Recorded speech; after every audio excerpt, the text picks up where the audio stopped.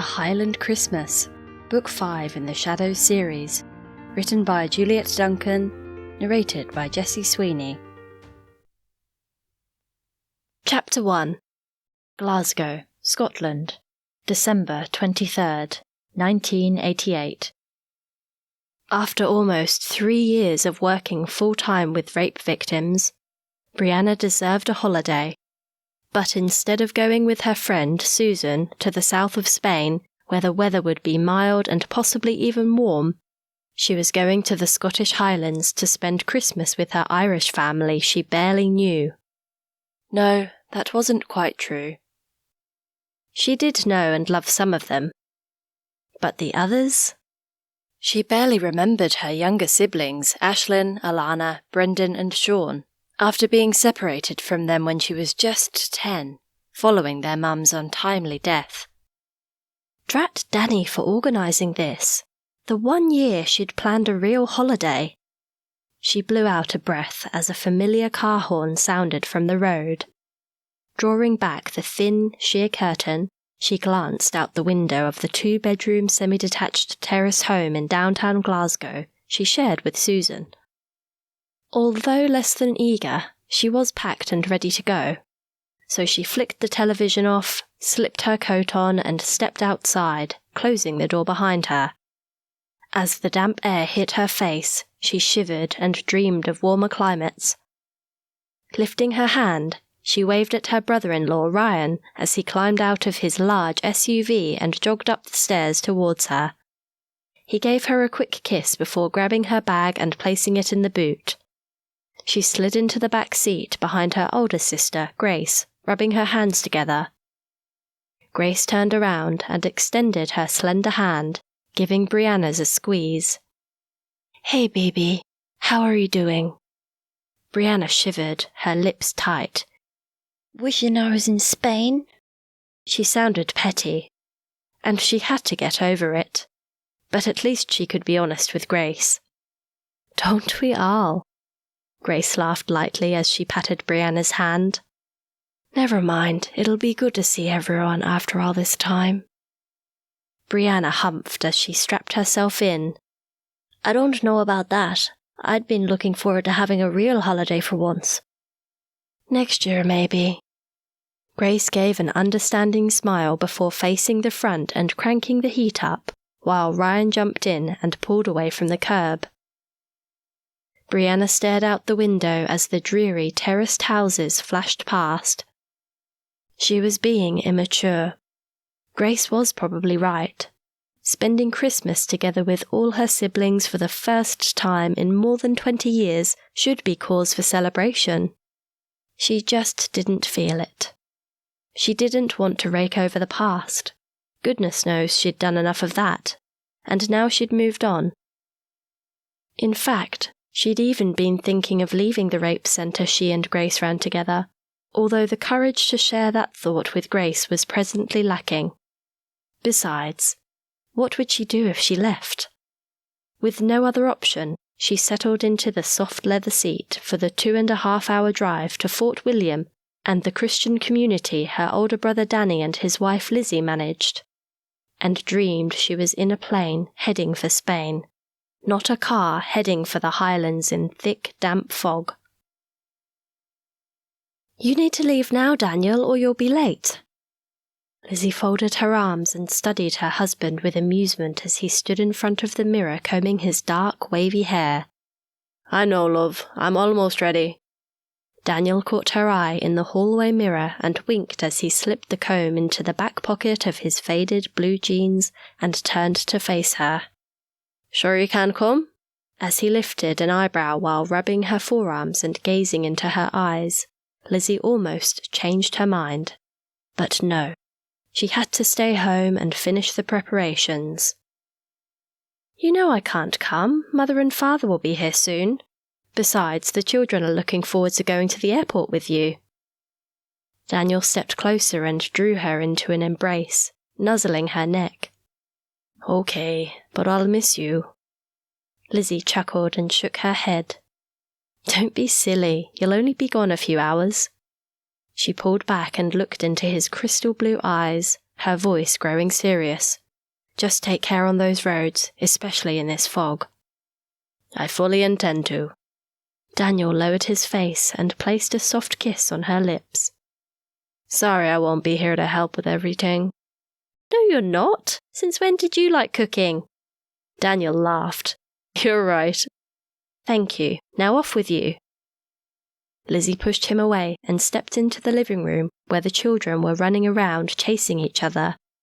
The noise was deafening. "Dylan, James, Claire, calm down. Daddy's ready. Come and give me a hug." They all ran towards her at once, wrapping their arms around her, almost toppling her over. She laughed and met Daniel's amused gaze. "I think I'm glad I'm staying here. It's going to be a noisy trip." "It's all good, love. I can make as much noise as they can." "I know, that's what I mean." She let out another laugh, but a tinge of sadness flowed through her.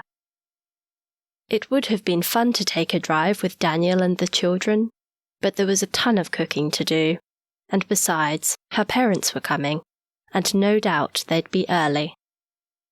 She bent down and pulled the children into a group hug. "Have a nice time together, darlings, and I'll have some surprises waiting for you when you get home." 5-year-old Claire pulled on her arm. "Surprises, Mummy? Like what?" "It wouldn't be a surprise if I told you. Now, give me another hug and off you go." She helped the children into their coats and into the bus belonging to the Elam community, the Christian community she and Daniel had managed for the past 5 years. She waved as Daniel headed the bus towards the main building to collect his older brother, Caleb, who lived in the community with his wife, Caitlin, and their 2 daughters. Caleb was going with Daniel and the children to the airport in Inverness to meet the 4 siblings arriving from Ireland. She stopped waving within seconds as the taillights disappeared into the thick pea soup fog they'd woken up to. As she stared into the thick mist, Lizzie shivered and prayed for their safety. Not even the grand manor house was visible. She'd never seen it so thick. With Daniel and the children gone, she quickly tidied the toys and games lying scattered over the lounge room floor. Once the house was in order, she scurried down the flagstone path that led to the impressive stone mansion now used as a community home for young people struggling with life's problems. She and Daniel and the children lived in the smaller cottage that had once been the estate manager's home. Through the fog, Lake Lynn was barely visible, but the gentle lapping of the waves against the shore confirmed that the large body of water was indeed only a stone's throw away. As she approached the sturdy mansion covered in creeping ivy and normally surrounded by a beautiful flower garden, she realized how much she would miss it if and when they left. Not that anything was planned, but both she and Daniel had a sense that God was about to lead them onto something new. She ducked around the side of the mansion and pushed open the heavy wooden door. The servants' entrance in years gone by, but now the entrance used mostly by the students. She made her way down the hallway, following the aroma of freshly baked bread, all the way to the kitchen, where her sister-in-law, Caitlin, was busy at work. She and Caitlin were spending the morning in the big kitchen, and had planned to bake lots of meals and treats in readiness for everyone's arrival. Caitlin looked up as she entered, her round, jolly face lighting up. "Come and warm up, Liz. The teapot's still hot if you'd like a cuppa." "Thanks, I'll grab one in a moment." Lizzie headed straight for the wood stove, holding her hands in front of it and shivering again as warmth spread slowly from the tips of her fingers up her arms and into the rest of her body. She rubbed her hands together and glanced out the window where Ben Nevis, the tallest mountain in Great Britain, would normally be visible in the distance. "It's such a dreadful morning." "You're not wrong. A great welcome for everyone." Chuckling, Caitlin opened a bag of onions, pulling several out. Lizzie stepped away from the fire and poured herself a mug of tea. She lifted the pot in the air and looked at Caitlin. "Like a top up?" "No thanks. I'm on my third already. How long until everyone starts arriving?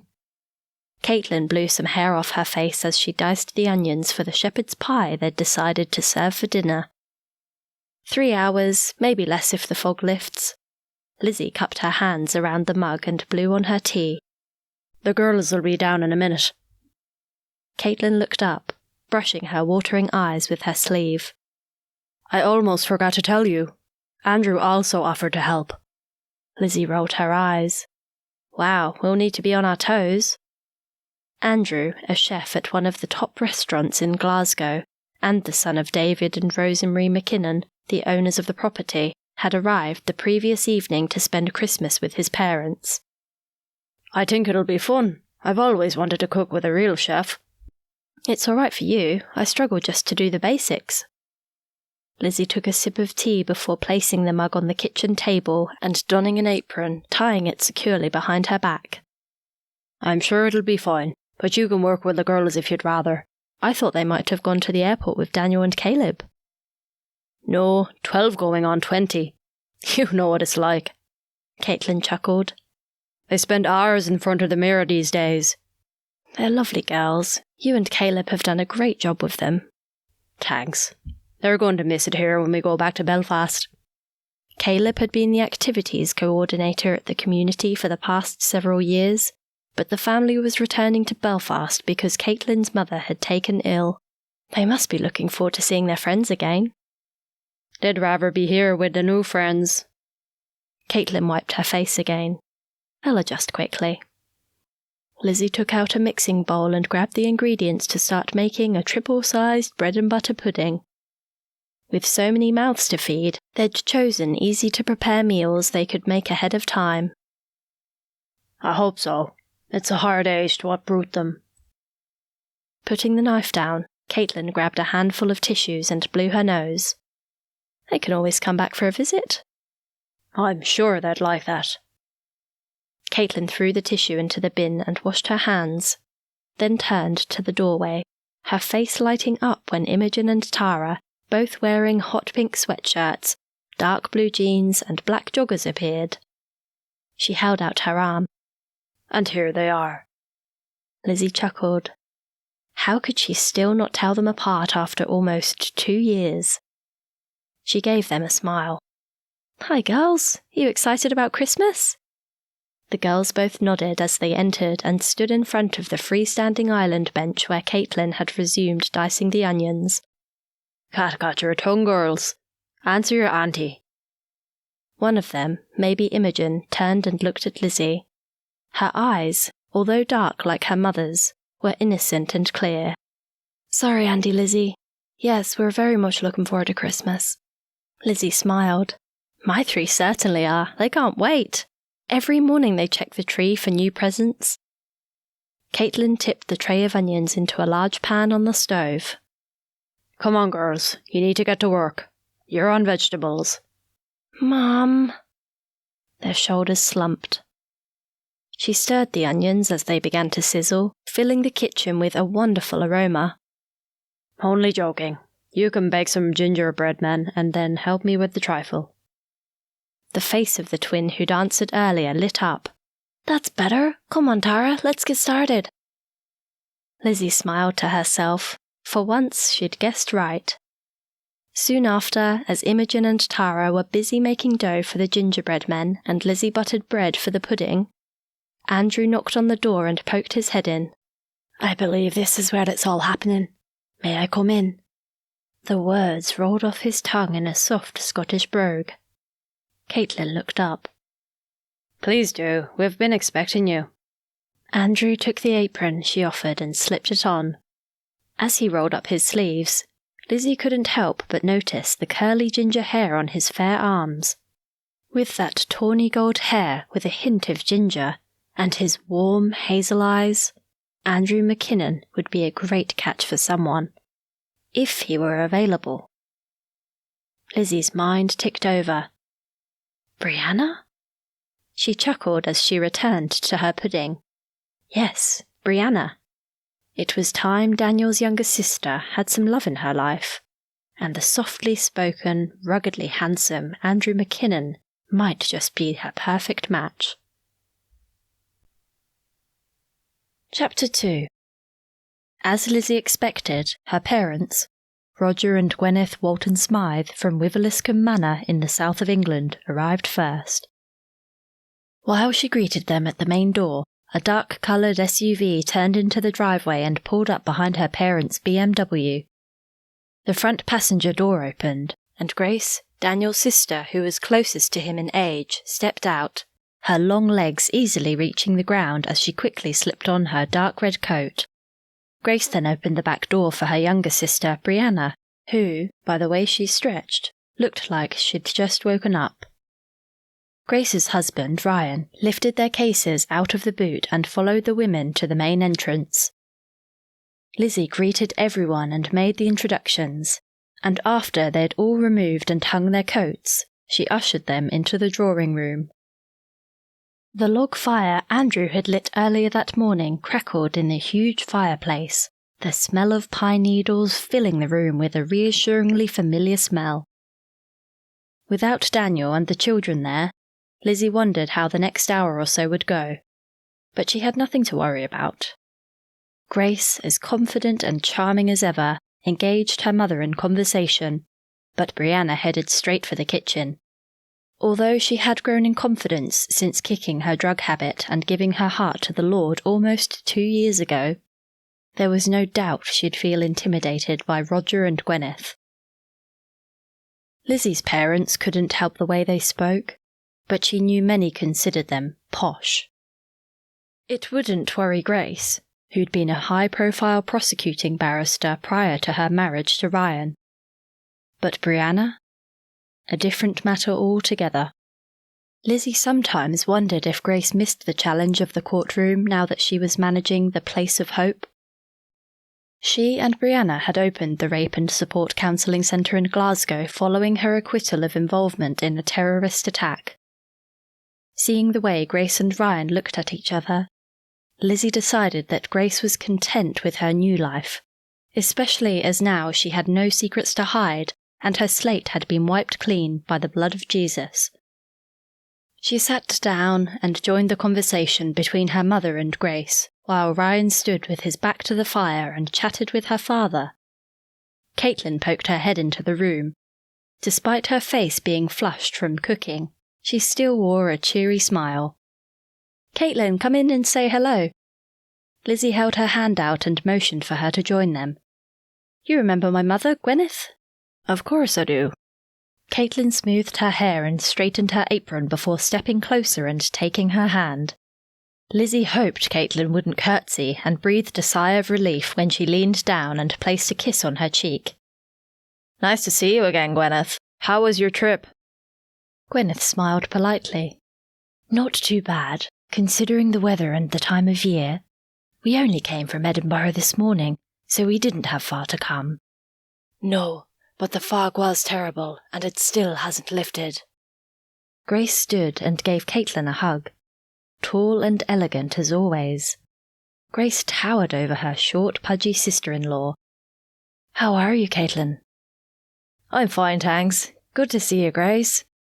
An easy smile played at the corners of Caitlin's mouth as she took Grace's hand in hers.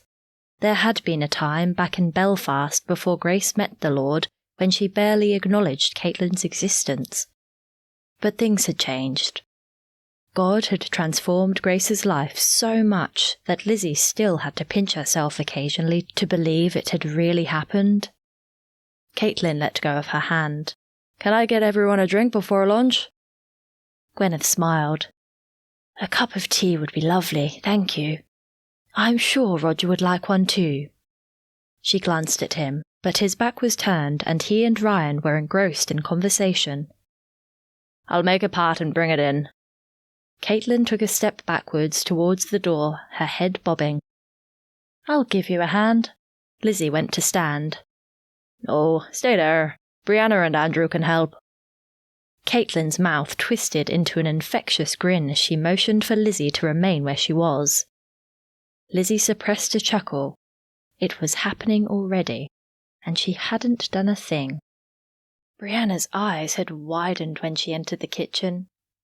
A man with the most gorgeous gingery golden hair stood at the sink washing dishes. She began backpedaling when Caitlin gestured for her to come in. Jolly as always and totally unaware of Brianna's hesitancy, Caitlin drew her into an embrace. "Great to see you, sweetheart. How are you doing?" Brianna blinked, momentarily tearing her gaze from the man at the sink to return Caitlin's hug. But her gaze had a mind of its own and kept darting back to him. Who is this man? And what's he doing standing at the sink washing dishes, wearing an apron? She blinked again and answered Caitlin's question, forcing herself to smile at her sister-in-law. "I'm good. Glad to be having a break." Caitlin held Brianna's gaze, her eyes smiling. "Danny will be pleased you're here." Brianna sucked in a breath. "Yes, well, he owes me a trip to Spain." Caitlin chuckled.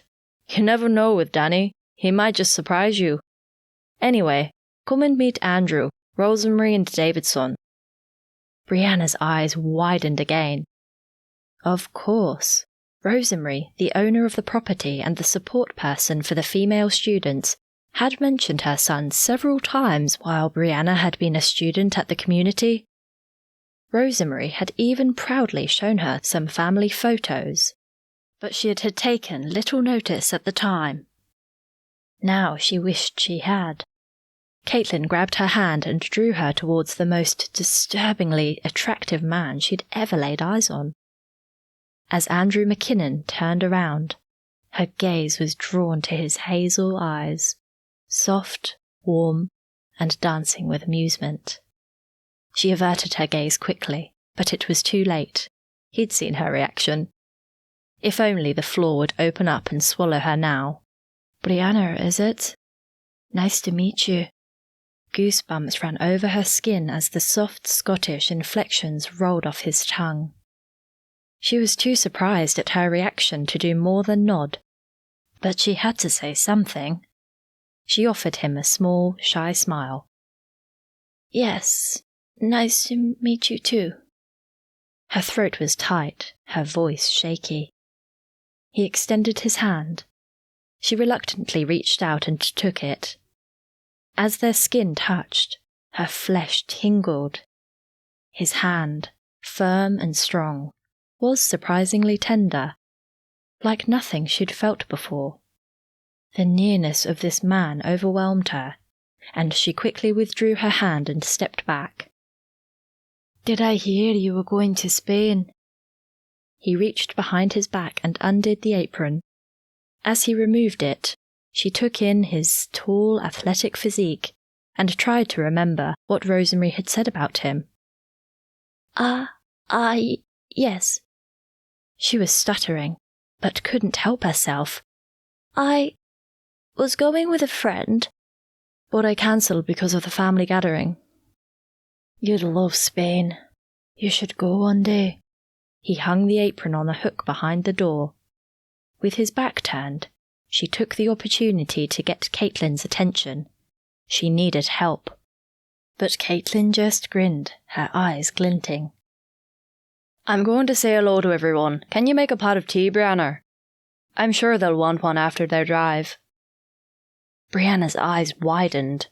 What was Caitlin doing? Surely she wouldn't leave her here alone with Andrew. Caitlin knew she wasn't any good with men. Caitlin didn't wait for an answer. She grinned mischievously and bustled from the kitchen. Brianna's heart raced. Caitlin had given her no choice.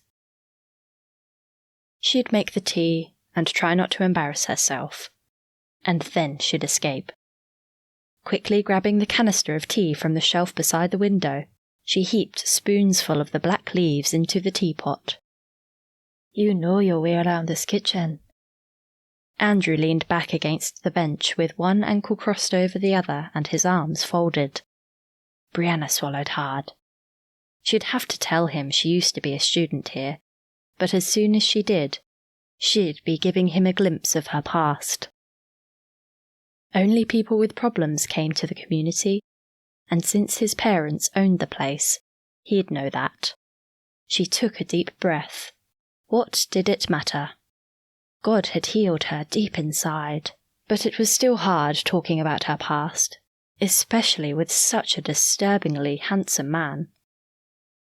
But it would come out eventually. Rosemary would no doubt say something, so she may as well get it over with. She plopped another spoonful of tea into the pot and kept her head down. I used to be a student here. He angled his head. Really? She wasn't sure if her answer had surprised him or not, but the tone of his voice suggested it hadn't. She nodded. Yes, a couple of years ago. You'd know my mum then. She looked up and smiled. Her heart warmed every time she thought of the kindly Scottish woman who'd taken her under her wing on the day she arrived. Yes, your mum helped me so much. She's a special lady. He picked up the large kettle whistling on the stove and poured the steaming water into the teapot.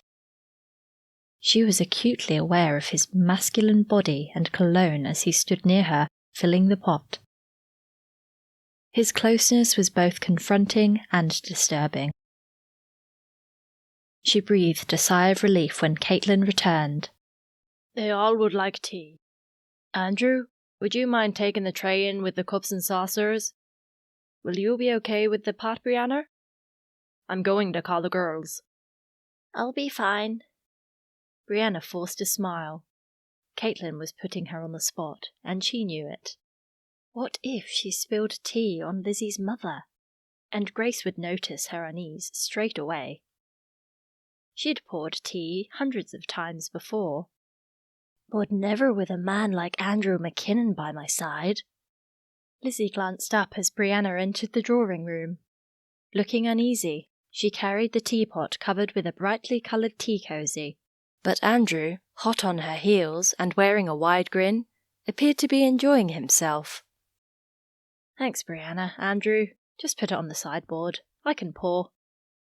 She stood, and after they'd placed the tray and pot down, gestured for them to join her. Andrew, come and meet everyone.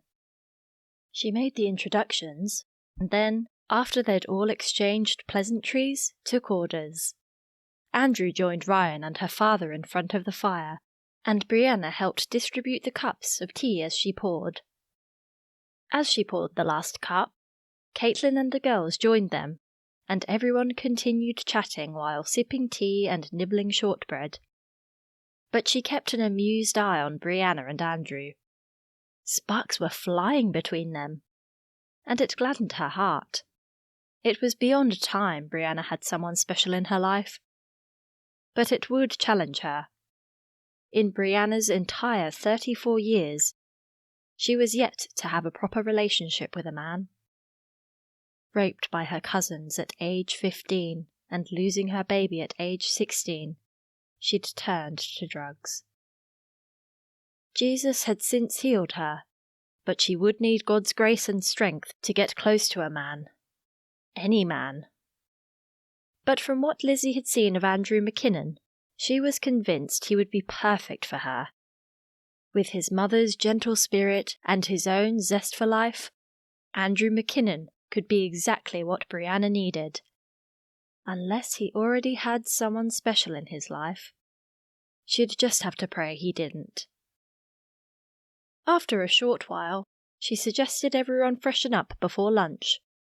She showed her parents to the upstairs room. Normally they would stay in the cottage, but Daniel had thought it would be fun for them all to stay in the big house, so Lizzie had prepared a room for them, in the east wing, where she, Daniel, and the children would also stay. As they climbed the spiral wooden staircase, she turned her head and smiled at them. I'm glad you were able to make it. The children can't wait to see you. In fact, they should be here any minute. She glanced at her watch. Where were they? Her mother's expression grew wistful. It's a pity your brother couldn't make it. One of these years we'll spend Christmas all together. I haven't seen Jonathan since he visited briefly last year. He seems to just do his own thing, or at least that's the impression I got. He's so caught up in his world. I don't think anything else matters to him anymore, especially family. Lizzie slipped her arm around her mother's slim waist. Don't worry, Mum, you've got us. Yes, but look how far away you live. Lizzie sighed. Her mother was right. They did live a long way apart. And as much as she loved the ruggedness of the Highlands and being involved in the community, she missed being close to her parents. Surprising, really, after all the years when she and her father could barely share a civilized word.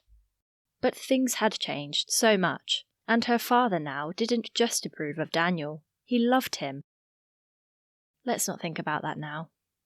She paused at the top of the stairs where the bunch of fresh flowers she'd bought at the local florist the day before sat on a highly polished timber dresser. Her mother's gaze swept over the large room the students used as a lounge area. A bookcase overflowing with books of all sorts filled one wall, and an old piano another. 3 oversized couches, covered with lap rugs and brightly coloured cushions, faced a large open fireplace. A large coffee table sat in the centre. Lizzie had tidied the pile of magazines the students had left behind, and they now sat neatly on one corner of the table. Board games were piled on another, and in the middle a smaller bunch of fresh flowers. "This is very cosy," her mother said approvingly. "I'd forgotten you hadn't been up here before. I'll have to give you a tour, or maybe Rosemary can." "I'd like that." "Your room's down this way." Lizzie motioned to her left and led her parents down a long hallway, lit with old-fashioned wall sconces and decorated with oil paintings and tapestries, stopping outside a door on her right, which she held open for them both to enter. "I hope you'll be comfortable here." As her mother stepped inside the large guest room, her gaze travelled around the best room in the house. Lizzie had made sure everything was perfect. Her parents liked nice things, and so she had gone shopping and bought an expensive, high-quality duvet cover, matching pillowcases, and new fluffy towels. She had even contemplated updating the long, slightly faded drapes, but that would have been going too far. "It looks wonderful, doesn't it, Roger?" Gwyneth slipped her hand into the crook of her husband's arm and looked up at his face. Although he gave her a warm smile, he still stood rigidly. "Perfect. Thank you, Elizabeth." Lizzie stifled a chuckle. When would her father give in and shorten her name like everyone else did? "Great, let me know if you need anything." Her mother's eyes moistened as she grabbed Lizzie's hand. "Thank you, dear. It really is good to see you." Lizzie stepped forward and gave her a big hug. "And it's good to see you, Mum. I'm sorry it's been so long." Soon after, as Lizzie left her parents to freshen up, she checked her watch again and tried to ignore the lump growing in the pit of her stomach. Where are they? Daniel had called when he and Caleb arrived at the airport, but that was hours ago. She blew out a breath and hurried down the steps. God, please keep them safe, wherever they are. Chapter 3. Daniel and Caleb and the children arrived at Inverness Airport half an hour later than planned, due to the heavy fog, to discover that the plane carrying their siblings from Belfast had also been delayed and had only just landed. They waited in the arrivals hall for another half an hour before the group of 6 emerged. Ashlyn clutched her husband's hand, Alana held 3-year-old Quinn's hand, and Sean and Brendan, looking like bodyguards, brought up the rear. As they wandered out, their eyes scanned the crowd. Daniel drew a breath and sent up a quick prayer.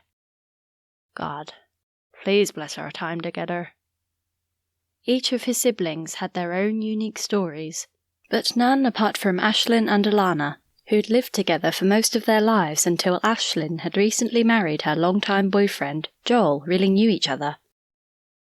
Sean was a mystery to them all, having travelled the world for most of his adult life, rarely returning to Belfast.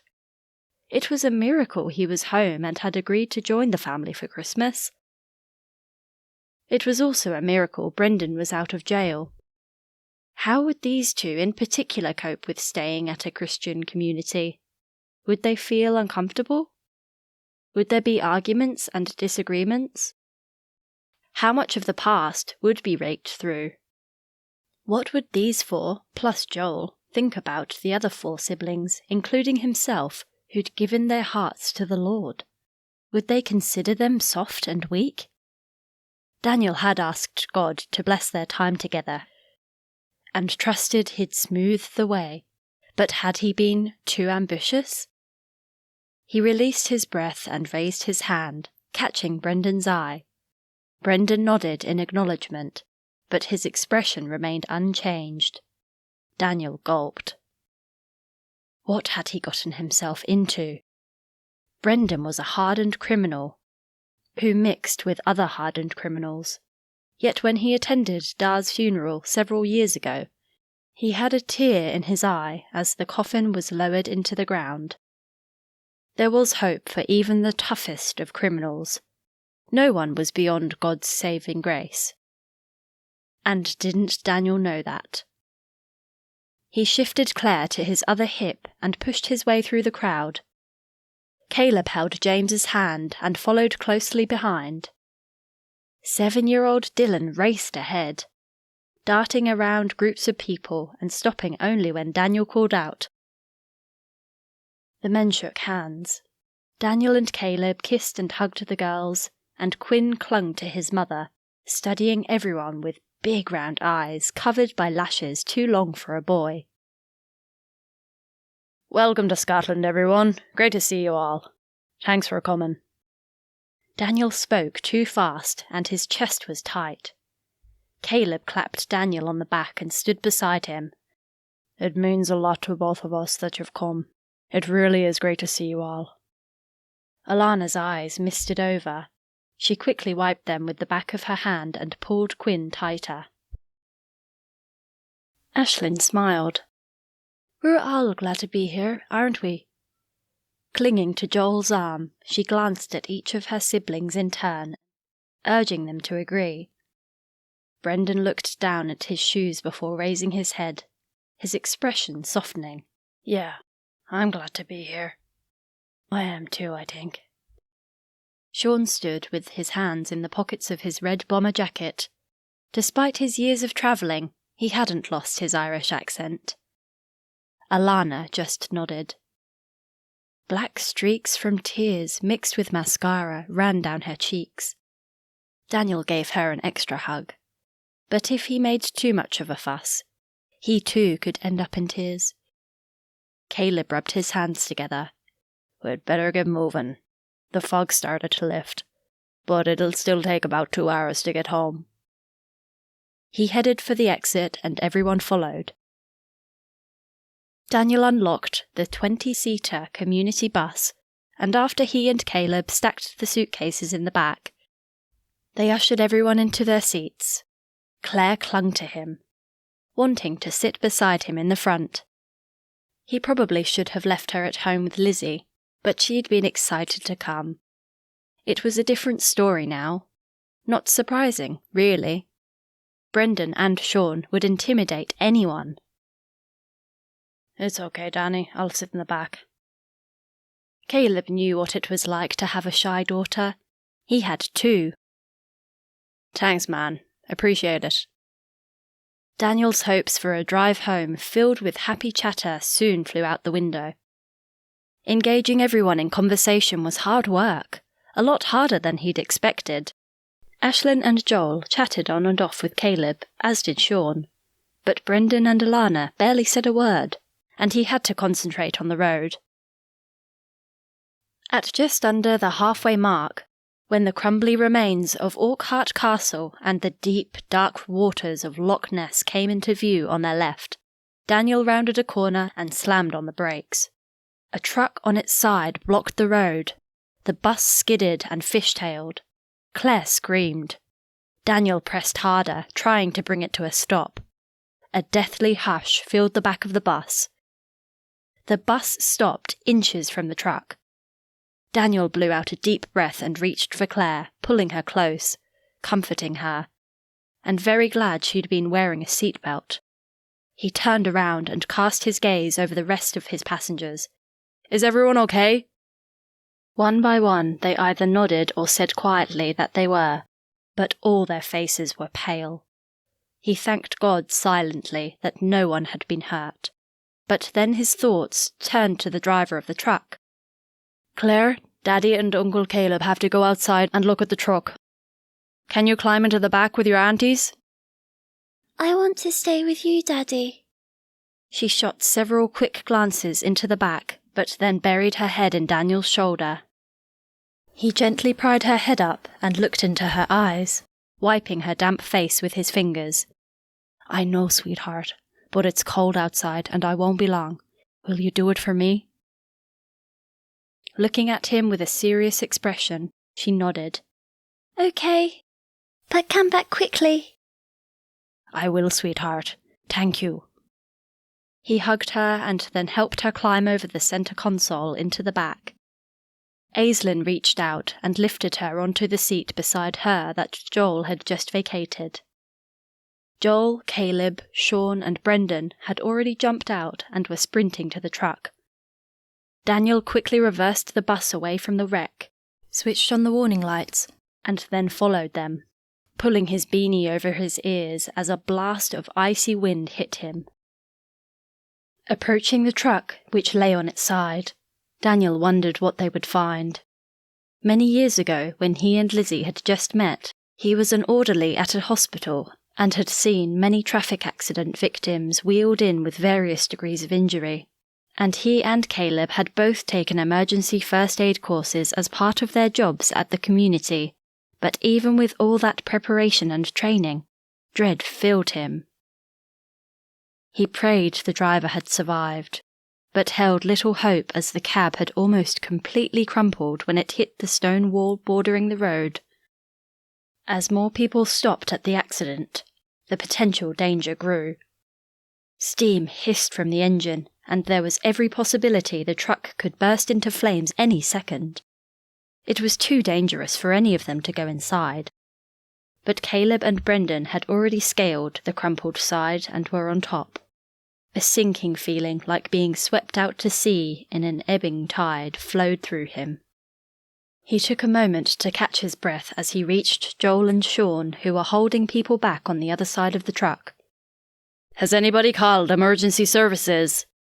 "Someone drove back to that town we just passed to make the call," Joel replied. Daniel ran his hand over his beanie. "It'll be at least half an hour before any services can get here, if not longer.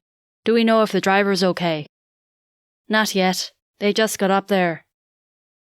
Joel glanced to the top of the cab where Caleb and Brendan had been moments earlier, but were no longer in sight. "I'll go and help." As Daniel moved closer to the truck, Joel grabbed him. "It's too dangerous. Stay here. They'll call if they need help." Daniel paused. Joel was right. What if the truck exploded? Caleb and Brendan were risking their lives up there. He prayed for their safety and returned to stand with the others. At least there wasn't another vehicle involved. He looked at the road and scratched his head. How had it happened? Must have been speed. But why would a local carrier, who knew the road and the conditions, speed along here, especially with visibility so low? Crazy. A bang made them all jump. Daniel's heart thudded. Oh God, please keep Caleb safe. What would he say to Caitlin and the girls if Caleb didn't make it home? No, that wasn't going to happen. He rushed forward and started climbing. "Caleb, get out of there, it's not safe." "He's alive, Danny, we've got to get him out." Caleb's voice was desperate. Daniel bit his lip and continued climbing as another bang split the air. "I'm coming up." He clambered up the wrecked metal, grabbing hold of whatever he could until he reached the top and then peered in through the smashed window. "Danny, help us get him out. Grab his head and shoulders, and we'll need to support his body." Caleb's face, smeared with blood, wore determination like Daniel had never seen. "Okay, let's do this." Daniel manoeuvred himself into a better position, as Caleb and Brendan carefully lifted the man up. He bore the weight of the man's upper torso until his whole body was clear. Daniel yelled down to where everyone stood, "Joel, Sean, come and help!" The two men raced over and took the weight of the man from Daniel as Caleb and Brendan clambered out of the smashed-up cab. They laid him onto a patch of grass beside the lock moments before the truck exploded. Daniel gazed in awe at the fireball and thanked God for his perfect timing before returning his focus to the man. His face paled. He knew him. Fraser McAdams. He lived in Fort William, and his wife, Neve, was due to give birth any day. That's why he was speeding. Fraser must have gotten word she was ready to deliver.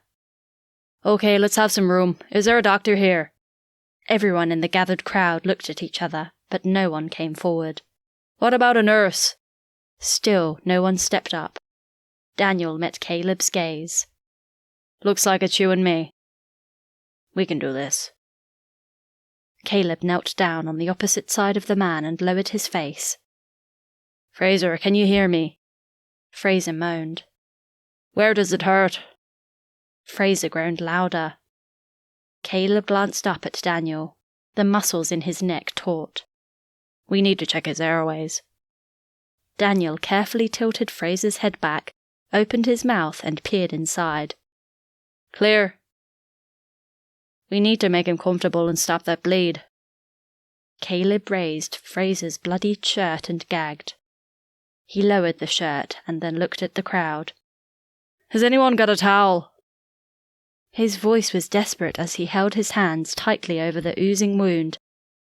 "I have," someone called out. "I'll get it." Moments later, the person handed Daniel a towel which he folded quickly into a pad and carefully slipped under Caleb's hands to stanch the bleeding. Daniel kept pressure on the wound and prayed. Fraser couldn't bleed to death. Neve would be devastated. Minutes ticked by until sirens sounded in the distance. Daniel breathed a sigh of relief. A fire engine and an ambulance arrived at the same time, followed closely by a tow truck. The paramedics took over, but praised Daniel and Caleb for their swift actions which most likely saved Fraser's life. They lifted him onto a stretcher and into the ambulance and whisked him off to hospital.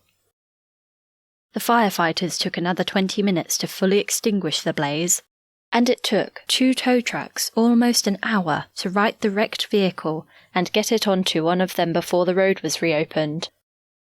Almost 2 hours after their trip was interrupted, the men headed back to the bus to rejoin Ashlyn, Alana and the children, who were huddled together with blankets wrapped around them, watching the proceedings from a safe distance.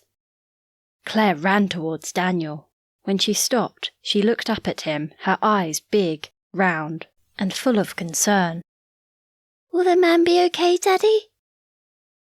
His heart melted.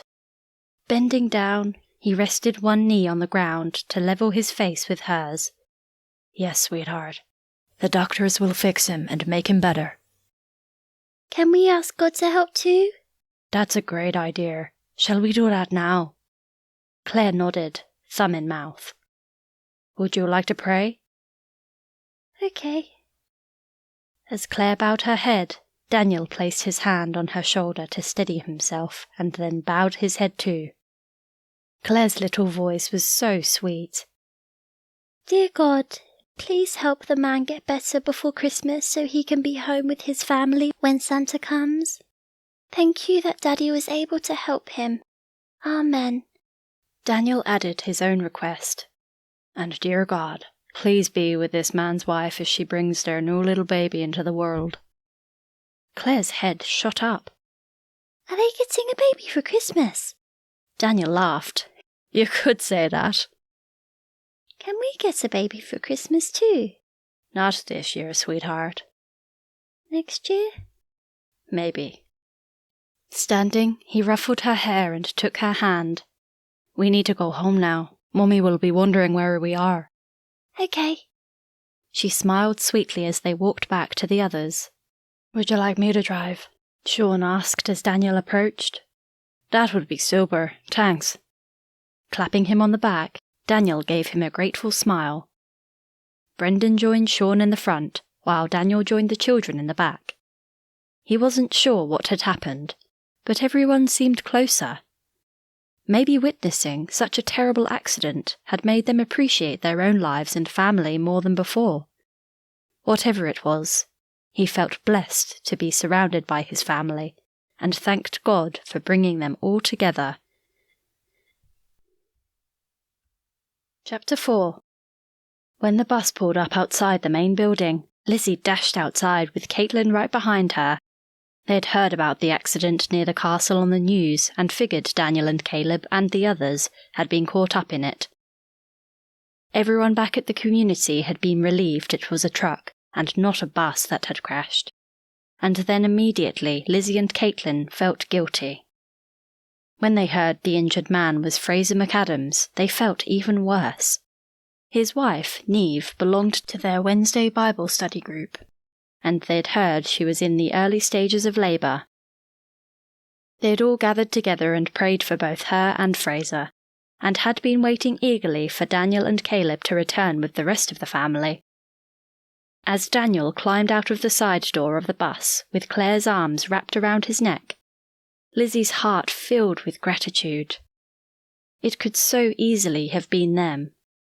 She quickly closed the gap between them and threw her arms around Daniel.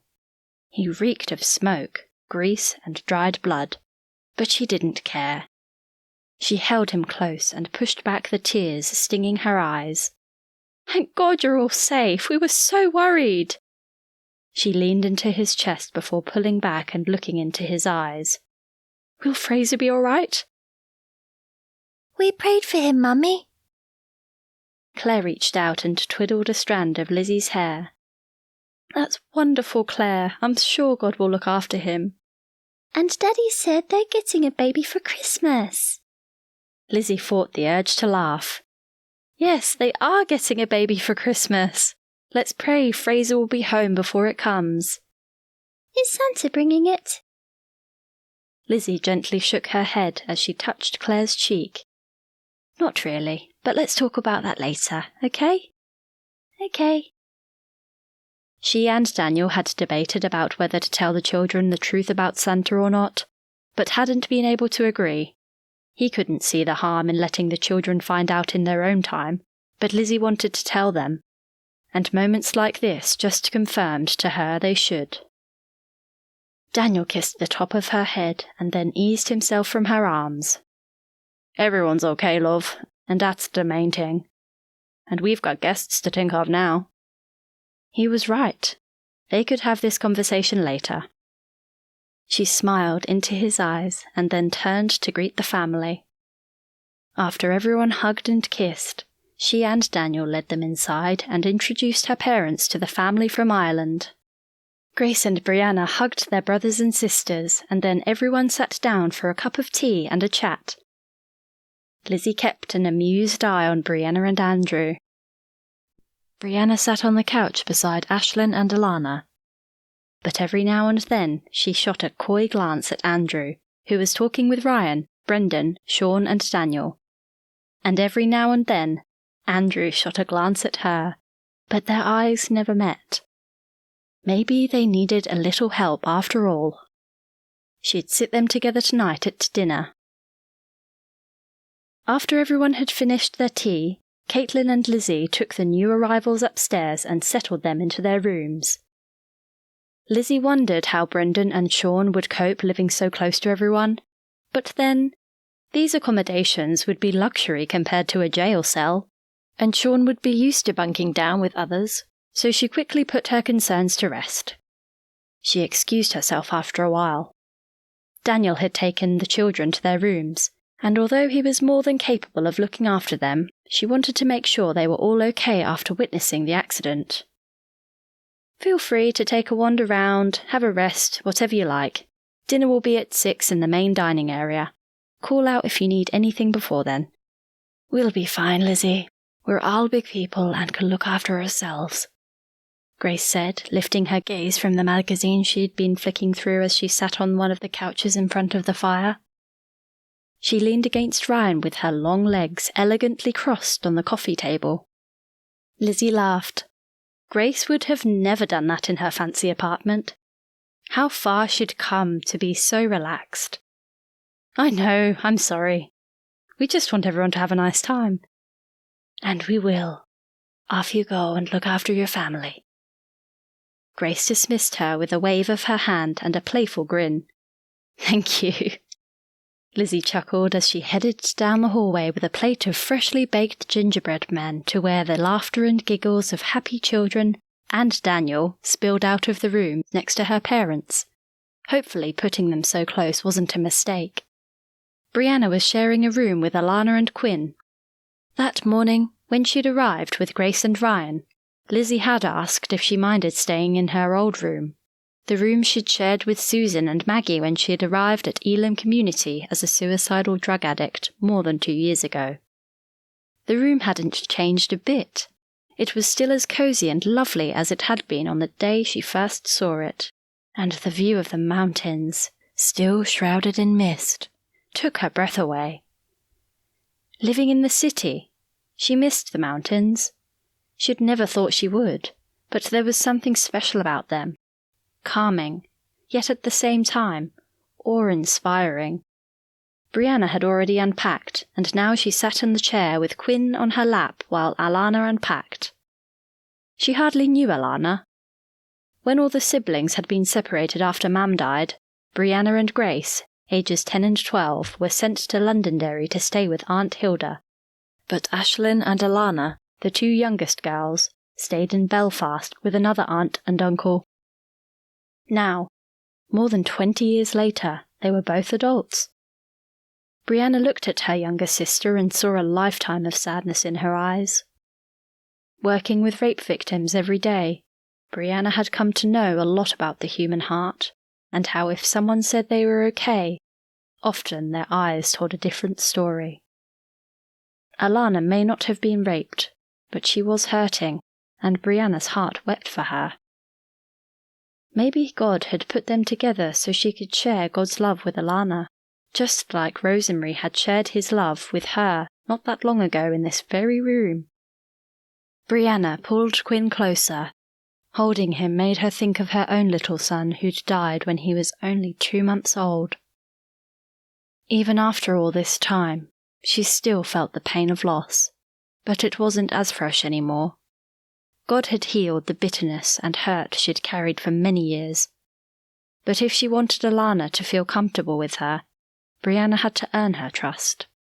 And as painful as it might be, sharing the part of her life that Alana would relate to might help. Quinn's a beautiful little boy. You must be proud of him. Brianna's smile shifted from him to Alana. Alana looked up from her suitcase, her face splitting into a wide grin. He's the best thing that's happened in my life. I had a son. Brianna's smile slipped as she took a slow breath.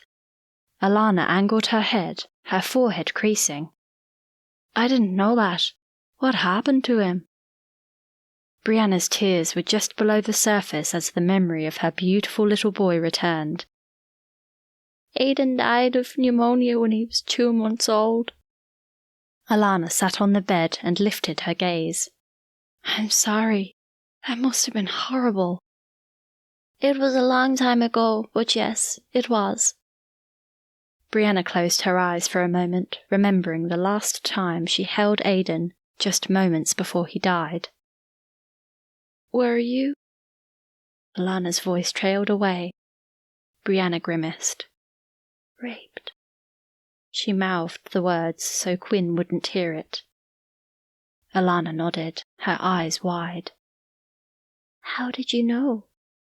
Alana shrugged and looked down at her hands, fidgeting with them. I kind of guessed, you working at the rape center and all. She looked up, her eyes sad. Brianna released a deep sigh. It was all such a long time ago, and I try not to think about it much. although it's hard not to, considering where I work. I don't know what I'd do if I lost Quinn. Alana reached out and squeezed Quinn's hand, her eyes moistening. What happened to his father? It was a risk asking, but if Alana didn't want to talk, that was fine. She lowered her gaze and picked at her nails. He left when I was 7 months pregnant. He said being a father scared him. She raised her head. Being a mother scared me to bits, but I didn't have a choice. I thought he was excited about having a baby. He was at the beginning. We'd been together for a long time. I obviously didn't know him as well as I thought I did. Where is he now? Tears filled Alana's eyes. Living with some chick on the other side of the city. Brianna quickly moved beside Alana and wrapped her arm around her shoulder, pulling her close. Quinn wriggled onto the floor and stood in front of his mother, looking up at her with enlarged eyes. Alana reached out and, sitting him on her lap, pulled him close. I love you, Quinny. Mummy's okay. Don't worry. As she rocked him and kissed the top of his dark, wavy hair, her voice choked. Brianna prayed silently for them as she held Alana tight. Dear Lord, please help me show your love to Alana and Quinn. She's hurting so much. Please help her open her heart to you this Christmas, dear Lord, and give her a new life full of hope and peace. Please bless her, dear Lord. Brianna wiped her eyes, and straightening, she rubbed Alana's back and put on a happy face. Come on, I'll help you unpack. And then maybe we can go for a walk now the fog's lifted. Alana brushed her eyes with the back of her hand and nodded. I'd like that. Shortly after, dressed in warm coats and walking boots, Brianna, Alana, and Quinn headed outside. The top of Ben Nevis was still covered in low-lying clouds. But the sky had cleared to a pale blue, and the sun, although low on the horizon, shone weakly on Loch Lynn, drawing them to the water's edge. Several rowboats, tied securely to the jetty, bobbed up and down in the gentle waves, making a splashing noise. Quinn's face lit up. Can we go for a ride? It's a bit too cold, Quinny. Maybe tomorrow, Alana replied. Quinn's little face fell, and his bottom lip protruded in a pout. I'm not cold. Alana laughed. Yes, you are. Your lips are blue and they're quivering. I think we need to play chasing to warm up, Brianna said as she began to run. I bet you can't catch me, she called out over her shoulder. Quinn let go of Alana's hand and chased after Brianna, giggling when he caught her. Brianna laughed. You're such a fast runner. Okay, let's see if we can catch you. Quinn took off, squealing and laughing. Within moments, Dylan and James came racing down from the big house. Can we play too? Dylan called out. Sure. Brianna stopped and pressed her hand to her chest. She'd just caught her breath when she felt, rather than heard, footsteps behind her. Her heart thumped. Somehow, she knew who it was. Or did she just hope it was Andrew? Mind if I join in? His voice held a trace of laughter and sent a tingle down her spine. Her heart pounded, but not from running. She turned around and met Andrew's twinkling eyes. Sure, you can be it.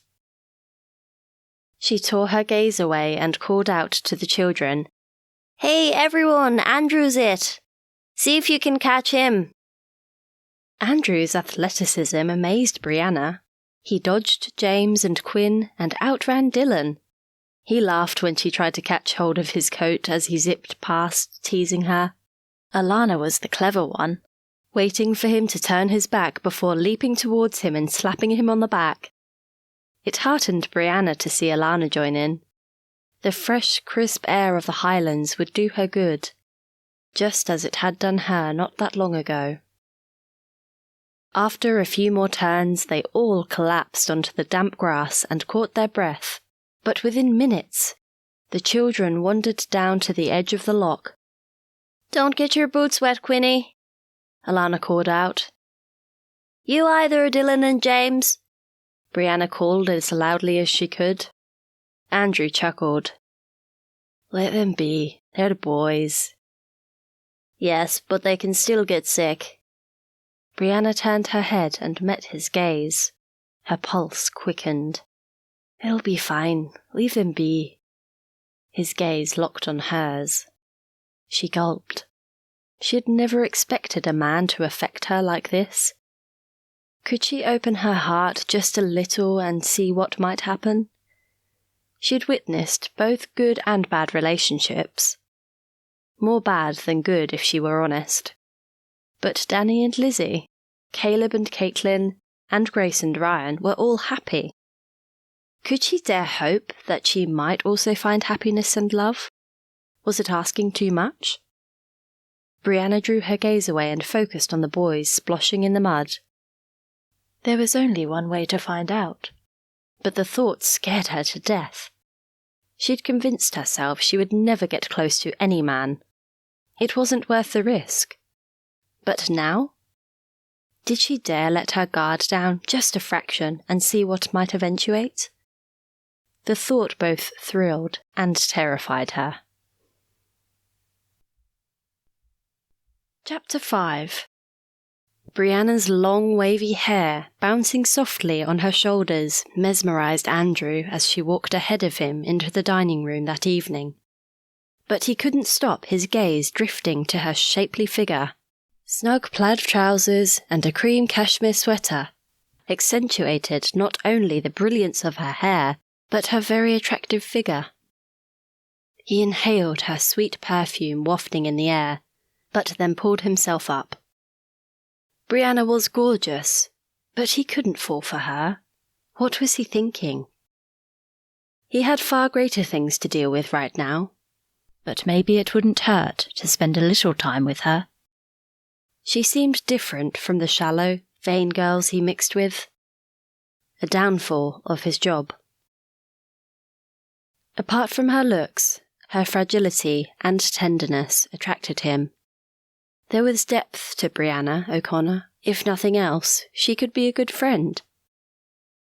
Brianna's eyes widened as he darted ahead and pulled the heavy wooden chair out for her.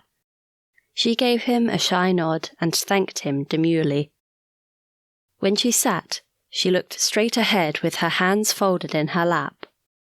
Her sister, Grace, and brother-in-law, Ryan, took the seats opposite. Her brother Sean sat on Andrew's left. Andrew smiled when his parents took the seat beside Lizzie's parents at the top end of the long table. He could easily feel like a gatecrasher. When he agreed to spend Christmas with his folks, he hadn't realized it actually meant spending it with the O'Connor family as well. But at least he'd have time to think. And pray. He released a sigh and pulled his thoughts back to the present.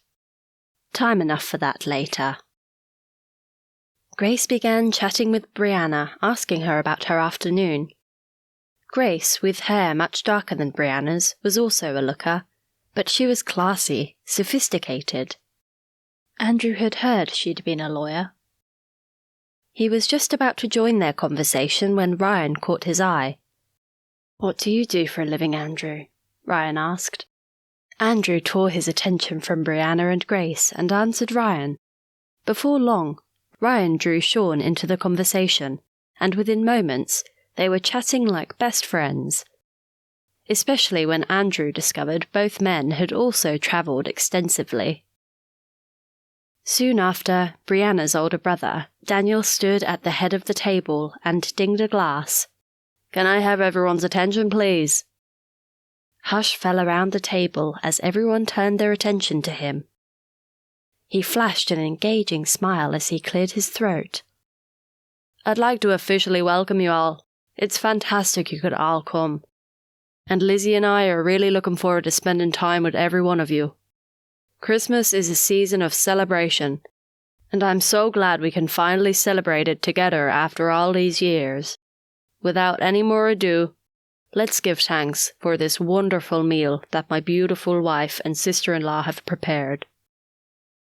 Daniel slipped his hand onto Lizzie's shoulder, sharing a smile with her before bowing his head to pray. Andrew felt, rather than saw, Sean shift uncomfortably in his seat. Giving thanks obviously wasn't something he was used to. Andrew could understand that. Although his parents were devout Christians, for many years he'd rejected the message of the gospel and felt uncomfortable when anyone gave thanks at the meal table. Sean and the others would get plenty of that here. He hoped they'd cope, and that maybe their hearts might open a little to God's love over this festive period. Once Daniel finished praying, Lizzie and Caitlin stood and headed for the kitchen. Andrew excused himself and joined them, reappearing moments later with trays of shepherd's pie and vegetables they'd prepared that morning, placing the dishes at intervals along the table. "Please help yourselves," Lizzie said as she placed a steaming dish of the pie in front of her parents. Retaking his seat, Andrew picked up the server and cast his gaze around those nearby. "Can I dish out for everyone?" Grace chuckled as she held her plate out. "You can be my mother any day." He laughed. Surely she wasn't flirting. He scooped a medium-sized portion from the dish and placed it carefully onto her plate. "More?" A mischievous grin brightened Grace's face. "Thank you, that's plenty." Andrew then turned to Brianna. When their eyes met, his heart rate increased, and for a moment, he forgot to speak, her eyes mesmerizing him until she averted her gaze. He blinked and shifted in his seat. "Can I dish up for you too, Brianna?" He spoke softly. Lifting her gaze, she gave him another shy smile and held up her plate. "Yes, please." As he spooned a similar-sized portion onto her plate, he stole a glance at her full mouth and her long, slender neck. She was truly beautiful. He cleared his throat. "Is that enough?" "Yes, thank you." Her eyes lingered on his for a moment before she lowered them, her long, dark eyelashes fluttering. He continued serving, but Brianna's delicate features were indelibly imprinted in his mind. When he finished serving everyone else, Andrew served himself and then paused before he began eating. All around him, chatter continued as people interspersed eating with talking. Ryan and Sean discussed Sean's adventures in Africa, and Grace talked with Brianna and Alana, seated on Brianna's other side, about recent happenings in Belfast. He tried listening to both conversations but ended up chatting with the men. Just being near Brianna was enough. For now. Later, following dessert, Brianna offered to help with the dishes on the off chance that Andrew might offer his help as well. All through dinner she'd been wanting to talk to him, but didn't know how. She stood and began collecting the dirty dishes, her heart racing when he did the same. Grace and Ryan followed them to the kitchen, loaded with dirty dessert bowls and coffee mugs. The others adjourned to the main lounge area while Lizzie and Alana put the younger children to bed. Brianna stacked the dishes ready for washing as Andrew filled one of the sinks with water. His nearness made her senses spin. She could easily drop the dishes if she wasn't careful. "Tell me about yourself," Andrew said as his eyes, gentle and soft, found hers. Brianna laughed nervously, averting her gaze. "There is not much to tell." His mouth tipped in a smile as he thrust his hand into the hot water. "I'm sure there is." She blew out a frustrated breath, annoyed with herself. Grace and Ryan were chatting together at the other sink, and she'd gotten what she wanted, the chance to talk with Andrew. She talked easily with the women who came into the rape centre, but something about this man left her tongue-tied. It was silly. She had to pull herself together. Another opportunity like this might never come along. You're right, but I don't know where to start. She grabbed a tea towel and began wiping the dishes.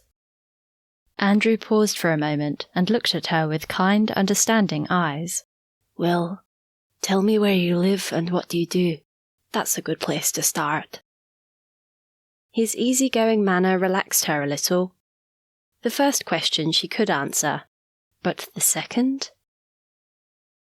Brianna swallowed hard and decided not to be embarrassed about what she did. Why should she? He already knew she'd been a student here. Okay then, I live in Glasgow with a girlfriend, Susan. She was the one I was going to Spain with. How long have you lived in Glasgow? His soft Scottish burr calmed her, but her gaze settled on his arms. Elbow high in water, ginger hairs glistened on his fair skin like gold sparkling in sunlight. She blinked and lifted her gaze. Going on 3 years ever since I left the community. And what do you do in Glasgow? Brianna stiffened. It was the question she'd been dreading. Inhaling slowly, she picked up another bowl and began wiping it. I work with Grace at a support centre called the Place of Hope. Really? With Grace?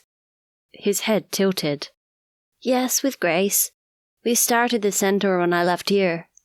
She paused. It's a rape support centre. Brianna held her breath while she waited for Andrew's reaction. He didn't flinch. He just looked at her, eyes soft. I wasn't expecting that. It must be a hard job. Brianna released her breath and nodded. We see some really sad cases. He stopped washing and leaned back against the sink, drying his arms before folding them. How do you manage? His tone, filled with awe, surprised her further. But then, she shouldn't have been surprised. Rosemary had the same caring, gentle nature. I try not to bring it home, but it's hard not to. Some of the stories just stay with you. It doesn't matter what you do. She shrugged, trying not to meet his gaze, hoping he wouldn't ask the obvious question. I can understand that. I pray for them all, and I do things to get my mind off it. We try to take a break every few weeks. Grace makes sure we do that. Brianna let out a small, nervous chuckle as she glanced at her sister. Where did you go? Mainly here to visit Danny and Lizzie. Brianna picked up another dish and held his gaze. So, now it's your turn. Tell me about you. Andrew's face flickered before a playful grin lifted the corners of his mouth. I wondered when we'd get to that. He turned back to the sink, but his voice had grown serious. Was he hiding something? Brianna studied his back. I should have made you go first. I'm surprised you didn't. Why hadn't she thought of that? Too late now. She angled her head. So? Not much to tell. Brianna shook her head, her mouth curving into a smile. Really? I've heard that before. Andrew chuckled. Yes, you have. Okay, well, I grew up here, in this house. But when I was 19, I went travelling. I wanted to see the world. Where did you go? Just about everywhere. Like Sean? Yes, like Sean. How long did you travel for? 3 years. Wow, I'm lucky if I get away for 2 days. You should try it sometime. Travel widens your horizons. I was going to Spain, remember? That's right, you were. Andrew stopped washing and looked deep into her eyes, sending her heart rate flying. You should go in the spring. It's lovely then. Brianna's heart thudded as the thought of going with him flitted through her mind. She bit her lip. How could she even be thinking that? She barely knew him. But a longing she'd never felt before took hold within her. To be close to a man. It had always frightened her, but she'd never met anyone like Andrew McKinnon. Could God help her to open her heart after all this time?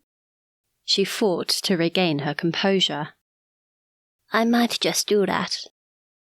She held his gaze, unable to tear away, her heart pounding with a warmth she'd never felt before. Hey, you two, have you finished?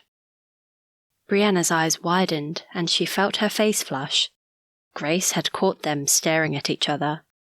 She immediately faced the sink and continued wiping the dish in her hand, trying to steady her heart rate. Almost. Her voice came out high and shaky.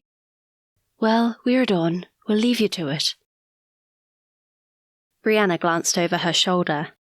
Grace's grin caused her cheeks to flush a second time. Okay. Once Grace and Ryan left, Brianna and Andrew glanced at each other and burst into laughter. His eyes twinkled, and for a long moment they looked at each other and smiled in earnest. Come on, let's finish up and find a cozy corner to chat. Was this really happening? Or was she dreaming? Chapter 6. Andrew chose a corner in the drawing room near the fire, and he and Brianna talked for hours, drinking copious amounts of hot chocolate, while Christmas carols played in the background, and the others chatted and played games. The more she learned of him, the more she was drawn to him. She surprised herself and told him about her rape and the baby she lost, her years of drug addiction, and then how his mother, Rosemary, had led her to the Lord, right here in the Elim community. In his soft Scottish brogue, Andrew told her about the years he'd spent away from the Lord, and how close he'd come to getting drawn into the world of drugs and alcohol. But something had stopped him. He believed it was God and the prayers of his parents. He told her about the walk he did in Spain, where he met God for real. Brianna decided she'd like to do it herself. It sounded awesome, hiking through small villages and across huge mountains. But not alone. With him. Andrew exuded all the qualities she could ever want in a man, but had never expected to find. Soft-spoken, kind and gentle, and so good-looking. And his job, chef in one of the fanciest restaurants in Glasgow. Not a restaurant she'd ever been to, but she'd heard about it. It was the place people went for special occasions, where the meals were amazing. But above everything, he loved God, and it seemed he liked her, a lot, which made her heart sing. But was it right? Was she racing ahead? Was it what God wanted for her? And there was also the feeling that he was keeping something from her. As Brianna lay in bed later that night, her heart danced with excitement and anticipation, sleep eluding her as images of Andrew McKinnon played through her mind. But when sleep finally came, her soul was filled with peace. If this was meant to be, she had no doubt that God would lead and guide her. The following morning, Brianna woke with a start. Someone was staring at her, touching her. Her eyes snapped open, her heart racing, and then she laughed. Quinn, what are you doing? Mummy won't wake up. His voice was so little, and his dark eyes were round and anxious. Brianna shivered as she sat. The first hint of daylight peeked through the gap in the curtains. Slipping her gown over her shoulders, she glanced at the clock on her nightstand. 7 a.m. Nothing to worry about, but Quinn was obviously concerned. Come and sit up here with me, Quinny. Mummy's just asleep, that's all. Brianna hoped that was all. Surely Alana hadn't taken anything. Her brows pinched together. But what if she had? She should have spent the evening with her sister, not with Andrew. What had she been thinking? but the thought of Andrew's soft voice and caring eyes sent her heart spinning afresh. Quinn climbed onto the bed, snuggling close. Brianna put her arm around the little boy, smoothing his messed-up hair and placing a kiss on top, surprising herself at how natural it felt. "Does Mummy often sleep in?" Quinn nodded. "What do you normally do when you wake up?" "I look at her until she opens her eyes." Brianna's heart melted. She hated to think how long he stood there. "Mummy must get tired. I'm sure she'll wake up soon." "Can you read me a story?" Lifting his head, Quinn looked at her with anticipation. "Sure. Have you got a book?" "Yes, I'll go get it." Slipping out from under her arm onto the floor, he ran around the divider into the partitioned-off area he shared with his mum. While he looked, Brianna also poked her head around the divider to allay any fears about Alana. From what she saw, Alana was just asleep. Moments later, Quinn stood up with several books in his hand, and they both returned to Brianna's bed. "Which one would you like me to read?" He looked at each of them in turn, and then held up a well-worn copy of The Poky Little Puppy. Memories of Mam reading this very same book to her and Grace when they were little flashed through Brianna's mind. Surely it's not the actual book. She quickly flicked it open to the inside front cover, and her jaw dropped.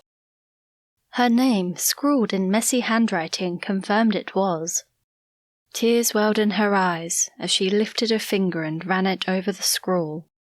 It seemed like just yesterday she was snuggling close to Mam. She could hear Mam's soft, gentle voice reading the story, feel Mam's arm around her. It wasn't fair that she died so young. Brianna sucked in a breath and brushed at her eyes. Alana and Ashlyn had been even younger than she and Grace when they all got separated. They probably didn't even remember Mam. What had it been like for them to be sent away at such a young age? Brianna shuddered as she recalled the years she and Grace spent at Aunt Hilda's, and prayed that Ashlyn and Alana had fared better, but somehow doubted it. Renewed compassion grew in her heart for her younger sisters, Alana in particular. Only God had saved Brianna from the self-destructive path she'd taken, and only God could heal the deep-seated hurts Alana carried. More prayer was needed. "Auntie, are you going to read?" Quinn looked up again as he pulled on Brianna's arm, bringing her back to the present. She hugged him. "Sorry, Quinny, let's start." Locating page 1, she began reading the words she knew so well. 5 little puppies dug a hole under the fence and went for a walk in the wide, wide world. Through the meadow they went, down the road, over the bridge, across the green grass, and up the hill, one after the other. Immersed in the story, Brianna didn't notice Alana leaning against the wall until Quinn held his arms out and asked her to join them. Smiling, Brianna patted the empty space on the bed. "Come on, Alana, come and join us." Alana hesitated for a moment, but then walked to the bed and perched on the edge. Quinn scrambled up and threw his arms around her neck. "Quinny, be careful or you'll knock Mummy off the bed." Alana gave a small chuckle as she hugged him. "He's okay. I love my morning cuddles." She rested her head against his and smiled at Brianna. "Thanks for reading to him." Her voice was soft but hoarse. "You're welcome. I'm glad you had a lie-in." Alana nodded. "I don't get much of a break now that Ashlyn's married." "You must miss her." Alana nibbled her lower lip. "Yes, we've never been apart until now." "Much like Grace and me." Brianna rubbed Alana's arm, the sadness in Alana's eyes tugging at her heart. "You'll have to tell me what it was like growing up, but later." She nodded her head towards Quinn. Alana sniffed and gave Brianna a small, grateful smile. I can hear noises downstairs. We'd best go down. Alana blew her nose and nodded before lifting Quinn's head off her chest. She gently brushed the hair off his forehead and looked into his eyes. Ready for breakfast, Quinny?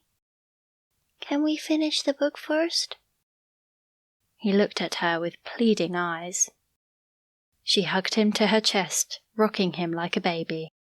Later, okay? Okay.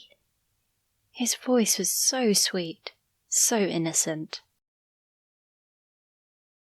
Alana stood and placed Quinn on the floor. Taking his hand, she turned and gave Brianna a nod. We'll be ready in a few minutes. Brianna gave her a warm smile. No hurry. Brianna sat on her bed and bowed her head, her heart heavy with compassion for Alana. She knew what it was like to be lonely, and she prayed her sister might find peace and love, just like she had when she met Jesus. Rising from her bed, she slipped on a soft pink cashmere sweater and her favourite pair of jeans, brushed her hair, and applied a little blusher and lipstick. Her mind drifted to Andrew as she dressed, and her heart skittered. But then she grew guilty for thinking about him after seeing how deeply lonely Alana was. But only God could truly fill the empty vacuum in a person's heart. The prospect of being loved by someone special was exciting, but faded in comparison to being loved by God. She prayed Alana might come to know that truth for herself.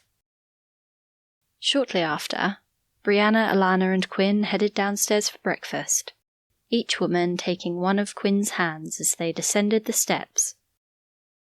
He wanted to be swung, but Alana told him it would be too dangerous, so he just walked down between them. By the time they arrived, just about everybody else was seated at the long table eating breakfast and chatting. Caitlin looked up from her position near the door and waved them forward, her face jolly as always. Come in, come in. There's coffee and tea on the sideboard, as well as cereal and toast. Fresh eggs are coming in a moment. I'm happy with tea and toast, thanks. Brianna smiled as she headed for the sideboard, but her gaze darted around the table until it connected briefly with Andrew's. She gave him a small nod before turning her attention to the toast and tea, but she couldn't help the tingle of excitement rippling through her. She poured tea for herself and for Alana, and then popped a piece of pre-cooked toast onto a plate before heading for the vacant seat beside Andrew, surprising herself with her forwardness. Good morning. Sleep well? His soft burr and warm eyes made her heart skitter afresh. Yes, and you? His eyes twinkled. I fell asleep with a sweet lassie on my mind. Brianna giggled. The only other person who'd ever called her lassie was Andrew's mother, and she loved the way it rolled off his tongue. As she sipped her tea, Danny stood, rubbing his hands briskly together. Good morning, everyone. Hope you all slept well. Generally favourable responses moved around the table. Great to hear. I've got 2 pieces of good news for you. The first one is that Fraser McAdams is stable in Glasgow Hospital, and his wife gave birth to a healthy baby boy last night. She's been transferred to Glasgow Hospital to be near him. Audible relief shifted from person to person. And here's some other good news. Snow fell on the mountains last night, so skiing will definitely be on the agenda for today. Once again, everyone reacted positively, apart from Brendan.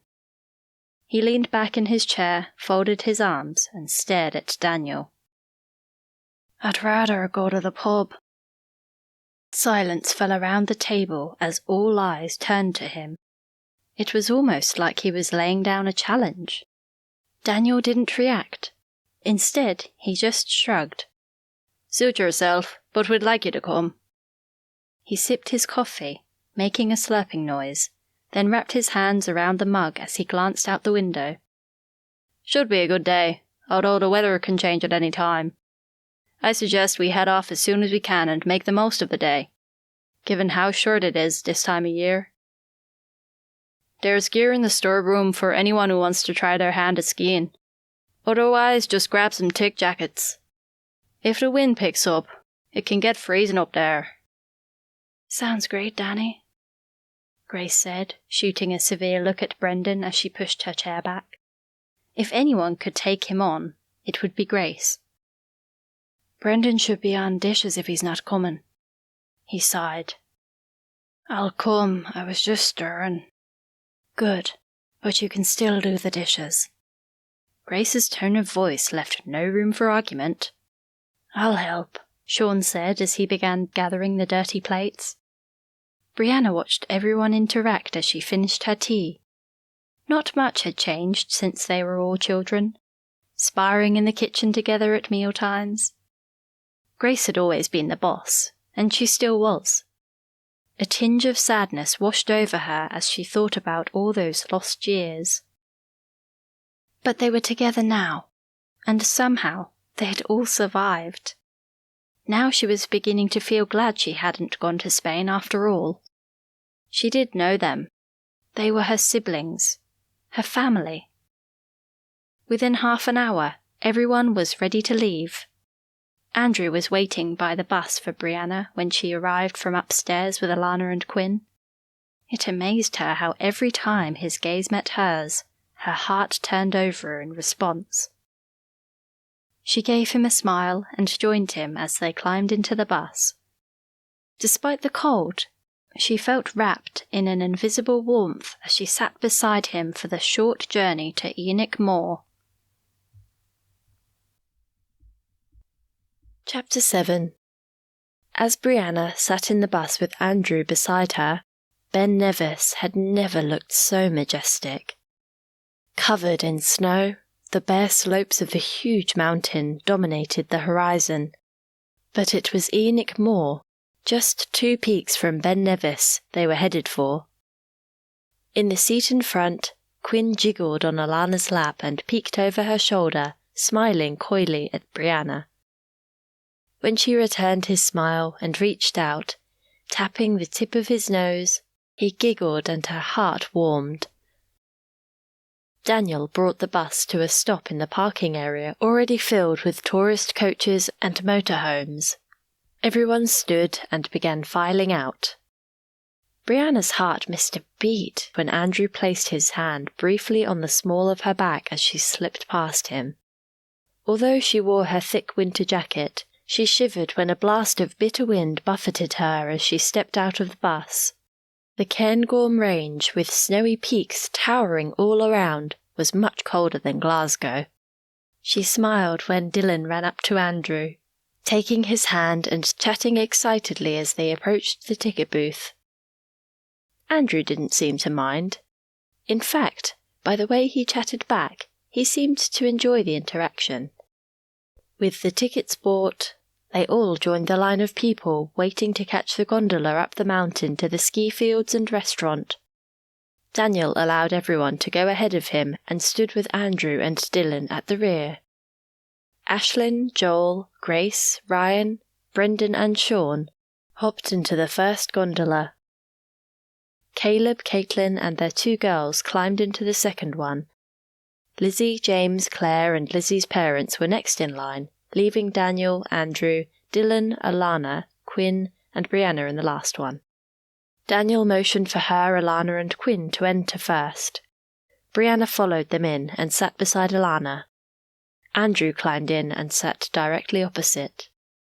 Their eyes briefly met, and as they shared a smile, her pulse skittered alarmingly. She'd never seen a man look so good in a hand-knitted beanie and matching scarf. As the gondola jerked and began its journey upwards, she swivelled in her seat to look at the magnificent view. But every now and then her gaze found Andrew's, and each time a quiver surged through her. The ride only took 15 minutes. When the gondola reached the top station and they all began to exit, Brianna tripped and almost lost her footing. Strong hands on her arms steadied her. She turned around to offer her thanks, but as she looked into Andrew's eyes, her voice caught, and all she could do was offer a coy grin. Andrew struggled to tear his gaze away from Brianna and listen to Dylan as they exited the gondola.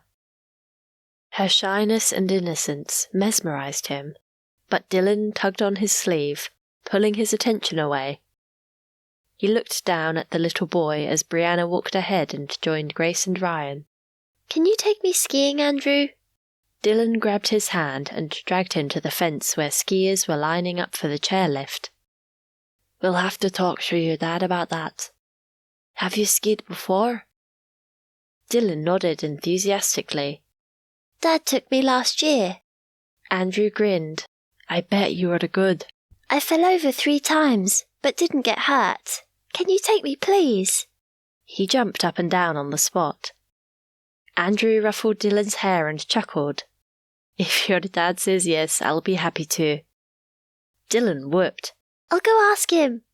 As the boy dashed off to find Daniel, Andrew headed back to the group, his gaze searching for Brianna. When he found her, for a long moment he studied her, drinking in her rosy cheeks and full lips as she crouched in the snow, busily making a snowman with Quinn, while everyone else stood around discussing their options. He'd never seen anything so beautiful. Dylan waved Andrew over to where he was trying to get Daniel's attention. Andrew was torn. He wanted to join Brianna, but didn't want to let Dylan down. He shouldn't have promised. Blowing out a breath, he joined him and Daniel. Daniel looked up as Andrew approached. So I believe Dylan's asked you to take him skiing. Daniel patted the little boy's shoulder. Don't worry, I'll take him. I'm sure you don't want to be stuck on the beginner slopes. I don't mind, really. But that wasn't true. He'd rather build a snowman. He could go skiing any time he wanted. Daniel shrugged. I wouldn't mind going on the red with the others, so maybe we can take it in turns. Andrew bit his lip. Sure, you go now. I'll go later. Thanks. Just keep an eye on him. He thinks he's better than he is. He winked at Dylan and clapped Andrew on the back before moving off to the chairlift with Grace, Ryan, Caleb and Sean. A few members of the group left for the beginner slopes, while others headed to the restaurant for hot chocolate and shortbread. Lizzie had joined Brianna and Quinn in the snow, as had James, Claire and Alana. Lizzie motioned for Dylan to join them. Come on, Dylan, we're making snowmen. Come and join us so Andrew can go skiing. Brianna looked up with a puzzled but pleased expression. She had obviously expected him to go skiing with the others. It's okay. I'm happy to take him. Andrew placed his hand on Dylan's shoulder, and after shooting Brianna a quick glance, he bent down and looked Dylan in the eye. How about we make a snowman first, buddy? Yeah, come on, Dylan. Come and help us. James called out as he patted a lump of snow onto the snowman's body. Dylan glanced at the ski field and then at the snowman. Okay. He threw his skis down and scooped up a big handful of snow, slapping it onto the snowman James was making with Lizzie and Claire. Andrew put his skis down and hesitated. Dylan seemed to have forgotten about him, and there were 4 in that group with Lizzie and only 3 in Brianna's. It was a no-brainer. He crouched down and joined Brianna. Brianna almost hadn't dared hope that Andrew would join her, so when a shadow fell across the snowman she was building with Alana and Quinn, she took a quick, sharp breath. He knelt beside her and winked. Like some help? A giddy sense of excitement rushed through her. Quinn nodded eagerly, saving her from answering. You can build his arms. We'll have to find some sticks for that, Andrew said. Do you want to come look for some with me? Okay. The little boy stood and took Andrew's hand, angling his head to peer up at the tall man. Where will we find them? I'm not sure. We might have to look really hard. There aren't many trees around. Why aren't there? Quinn's eyes narrowed and his forehead scrunched. "That's a long story," Andrew answered as they walked off together. The way Andrew took all of Quinn's questions in stride warmed Brianna's heart. All the kids loved him, and he seemed to love them. She recalled reading somewhere that you could tell a person's character by the way they treated children and animals. If this was anything to go by, Andrew McKinnon was a good man. "He's nice," Alana said quietly as she patted more snow on the snowman's body. Brianna blinked. Had Alana read her thoughts? "He is." "He likes you." Heat raced up Brianna's neck and into her face. "What makes you say that?" "The way he looks at you," Brianna shrugged as she bored more snow, all the while keeping her gaze averted. "I hadn't noticed." Alana chuckled. "Come on, Brianna. Of course you have." She looked up, unable to hide the grin on her face. "You're right. Maybe she shouldn't be saying this to Alana. It might just make her loneliness more obvious. But then, maybe being honest and sharing would help seal their relationship." "I think I like him too." Alana focused on the snowman before meeting Brianna's gaze. When she did, her eyes were filled with longing and regret. "I'm happy for you." "Thanks, but nothing's happened yet." "It will, I can tell." "You miss Connell, don't you?" Alana nodded, wiping a tear from her eye. Brianna gave her wrist a gentle squeeze. "I'm sure there's someone better out there for you. He doesn't deserve you after what he did." Brianna would have preferred to tell Alana that Jesus loved her, but it was too premature. They barely knew each other, and somehow it didn't seem like the right time. But when was the right time? She prayed God would let her know. She glanced at Andrew, chatting easily with Quinn while the two of them looked for sticks. A tinge of guilt flowed through her. She quickly put it aside. When Andrew and Quinn returned moments later with some small twigs, Brianna couldn't deny the spark of excitement rising in her. The next half hour or so passed happily. Brianna laughed and joked with everyone, including Andrew. When it came time for judging whose snowman was the best, they all agreed they were both great in their own ways, and both were winners. Lizzie stood and brushed snow off her jacket and pants. "It must be time for a hot drink. It's freezing out here." She rubbed her hands together briskly. "Can we go skiing, Mum? Andrew was going to take me." Dylan pleaded with her. "After we've had something to eat and drink, Dylan, okay?" Lizzie gave him a stern look. Dylan hung his head. "Okay." They gathered their belongings and tramped through the snow up to the restaurant. After placing the skis in the racks, they headed inside into the warmth of the restaurant, joining Lizzie's parents and Caitlin and Brendan at a table near a large picture window with a panoramic view of the ski fields. Dylan headed straight for the window and stared out at the skiers weaving down the mountains. James, Claire and Quinn joined him. When Andrew pulled a chair out for her, Brianna's mouth curved into a smile before she lowered her gaze. It was nice having a handsome Scotsman look after her. The adults ordered coffee, and the children hot chocolates. Scones with clotted cream and strawberry jam were ordered all round. They'd just finished eating when the skiers returned. "How was it?" Andrew asked when they all traipsed in and pulled up chairs to join the group. "Great," Danny replied, shrugging off his jacket before he sat. "How was the boy?" He nodded towards Dylan. "We just built snowmen." Dylan leaned on Daniel, his bottom lip protruding in a pout. Daniel picked him up and plopped him on his lap. "That must have been fun." "Not as much fun as skiing." "It was my fault. I wanted to make a snowman," Andrew confessed. Daniel held in a chuckle. Brianna picked at her nails to avoid looking at him. Danny would easily figure out why Andrew chose to make a snowman over skiing. She hoped he wouldn't joke about it in front of everyone. A child screamed at the next table, and everyone turned to see what had happened. A toddler had fallen off his chair and landed heavily on the floor. By the time he stopped crying, the previous conversation had been forgotten, and Brianna relaxed when everyone started chatting amongst themselves.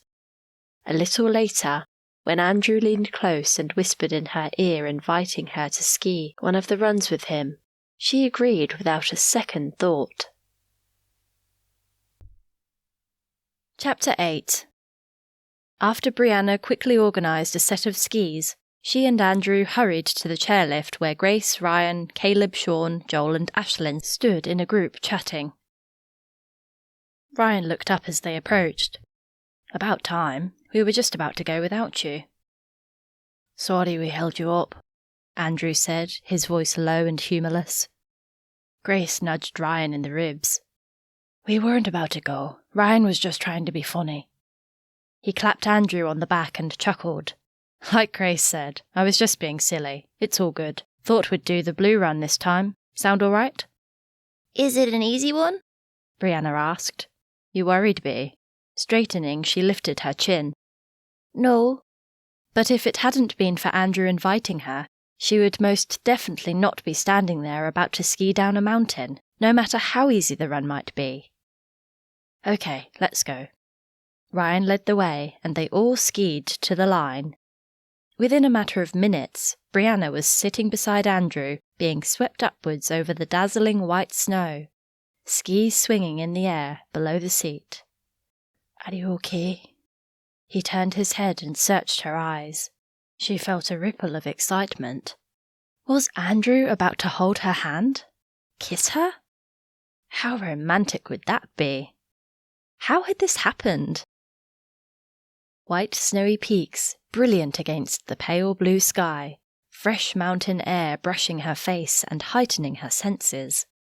A gorgeous, caring man seated beside her, gazing into her eyes. Was she okay? She was more than okay. She surprised herself and smiled easily. Yes, but I have to confess, I'm not good at skiing. "That's okay. I've done a bit of skiing. I can help." Brianna let out a happy sigh. Warmth flooded her body, and she pulled her gaze away to look at the scenery. Minutes later, they disembarked and joined the others. But as soon as she stood beside them, a lump grew in the pit of her stomach as the reality of what she'd committed herself to hit home. Why had she thought she could do this? Grace adjusted her goggles, nodded to Ryan, and together they took off down the mountain, looking like pros. Caleb and Sean went next, followed by Joel and Ashlyn. When just the two of them were left, Andrew looked at Brianna and tilted his head. "Ready?" She steeled herself, but her insides quivered. I guess so. She lowered her goggles and eased forward. Her heart pounded. The hill was so steep. Why was she doing this? As her speed increased, she tried to remember how to snowplow, but she panicked and angled her skis to the side, coming to an abrupt stop and landing headfirst in the snow. Lifting her head, she brushed snow off her face as tears pricked her eyes. She shouldn't have come. Andrew stopped beside her and bent down, his face etched with worry. "What happened, Brianna? Are you hurt?" No, but I shouldn't have come. I'm sorry. She tried to sit, but her skis were so long she couldn't get them into the right position.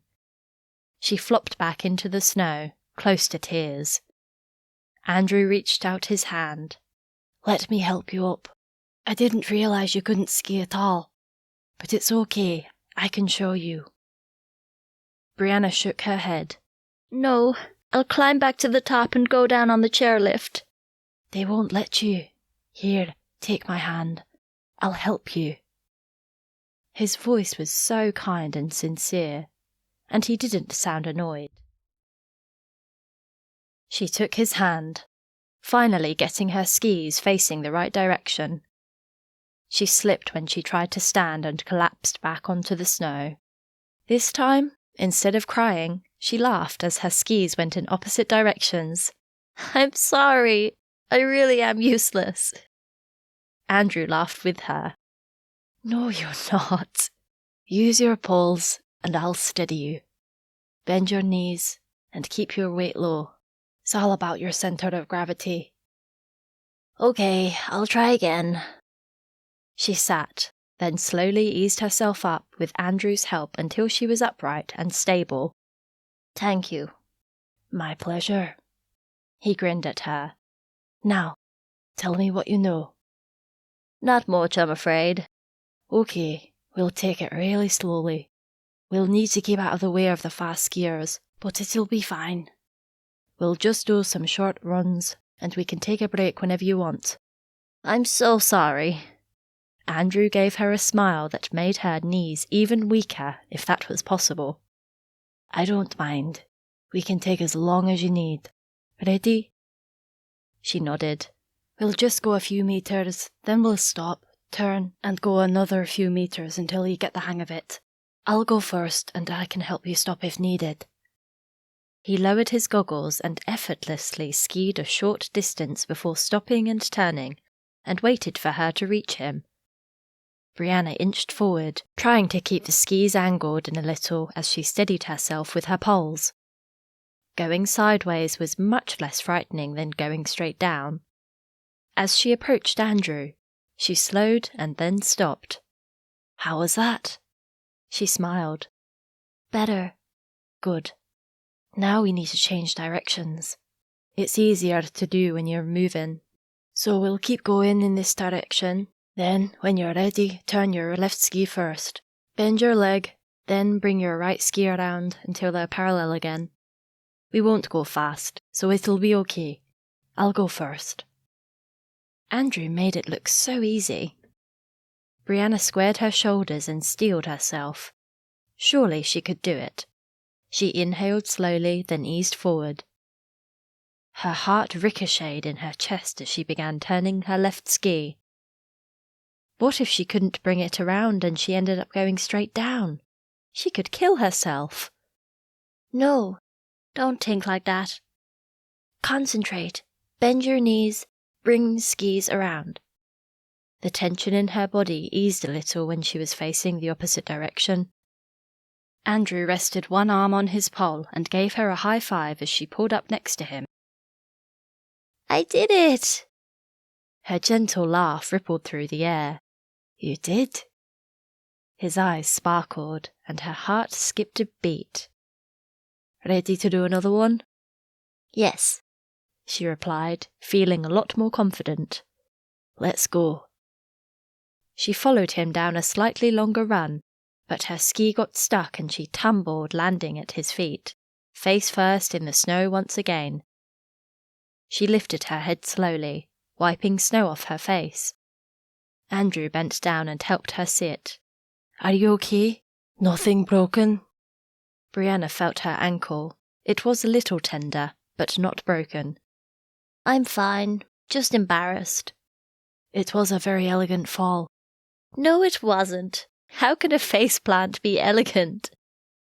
She broke into an involuntary giggle. "Depends on who's doing it." His eyes sparkled with merriment. Brianna's breath caught as their eyes met. The magnetism between them was growing, and it scared and excited her at the same time. You're such a good skier. Where did you learn?" "Italy mainly. It's great over there. Bigger ski fields than here. Lots of runs." He reached out and flicked some snow off her hair. "You should check it out." Brianna giggled. "Bigger runs wouldn't be any good for me, but I'd love to go to Italy. It must be lovely." "It would be even lovelier when sharing it with someone special." Her heart beat faster. Was he just flirting, or was he for real? He'd have the pick of any number of girls in his line of work. Maybe he wasn't serious at all, and he was just amusing himself with her, filling in time. He seemed genuine, but really, What did she know about him? Zilch. She jumped when a spray of snow hit her in the face. Grace and Ryan pulled up in front of them, looking anxious. Baby, we've been looking everywhere for you. Brianna angled her head. Why? What's wrong? The storm's coming, didn't you notice? Grace's annoyed glance darted between her and Andrew. No. But a quick look at the sky confirmed Grace was right. A thick band of cloud hovered threateningly over Ben Nevis and was heading their way. How had they missed it? Thanks for letting us know. I got stuck, and Andrew's been helping me. We'll follow you down. Good. Don't waste any time. We're off to find Ashlyn and Joel, and we'll be right down. We won't. We'll come straight away. Brianna grabbed her poles. See you there. Grace lifted her hand in a wave and propelled herself forward. Ryan followed, and within moments they were out of sight. Brianna looked at Andrew. How did we miss those angry-looking clouds? But she knew. They'd been so distracted with each other they hadn't noticed it. Andrew shrugged and looked apologetic. I should have paid more attention. We'd better get moving. He sounded worried. Quickly standing, he offered her his gloved hand. Brianna took it and tried hard not to get her skis tangled as he helped her up. I hope we make it back in time. The sky looks menacing. Her chest tightened. We'll be okay, but we'll need to go faster. A muscle in his jaw quivered. I'll do my best. Taking some deep breaths, she tried to avoid looking too far down the hill. You'll be fine. I'll be beside you the whole way. Thanks. Brianna gave him a nervous smile and eased carefully forward. As her confidence grew, she took longer, steeper runs before changing direction, but was still unable to go straight down like the other skiers. Before reaching the halfway mark, wind gusts carrying icy bullets of snow and ice pummeled them, reducing visibility and sending the temperature plummeting. When the lights from the restaurant pierced the cloud, she released a huge sigh of relief. She thought she was never going to make it. Daniel waved frantically as they approached the gondola station, motioning them to hurry. Quick, the last gondola's about to leave. His voice barely reached them. Brianna dipped her chin against the wind and skied the short distance to join him. He gave her shoulder a squeeze and then peered behind her, his forehead puckering. Where are Grace and Ryan? Brianna's forehead creased. They went looking for Ashlyn and Joel. Ashlyn and Joel are fine. They caught the last gondola with the others, but Grace and Ryan aren't here. Daniel's voice was thick with emotion. He peered up the mountain as the gondola operator ushered them onto the landing. Turning around, he pushed against the man. There's 2 more to come. We have to wait. Brianna had never seen Daniel so agitated. The short, chubby man shook his head. We can't wait, sorry. This is the last one going down. I'll report them as missing and send a team out. Just give me the details. Brianna's eyes popped open. Missing? Grace and Ryan? The gondola lurched when she stepped into it, and without thinking, she grabbed Andrew's arm. Daniel held his ground. I want to stay. I'm sure they'll be here any minute. His usual kind voice was surprisingly curt, but even his charm didn't work on the man. Like I said, I'll report them missing. The mountain rescue team will go looking for them, and will bring them down. Where were they last seen? He ushered Daniel into the gondola as he spoke. Daniel looked at Andrew. Andrew took the cue. They were about 300 meters from the start of the Blue Run when we saw them. They're good skiers, so I don't know what would have happened. We'll find them, don't you worry. After the man closed the gate and pressed a button, the gondola lurched forward. Daniel ran his hand over his thick woolen beanie as they began to descend, his eyes wide and glassy.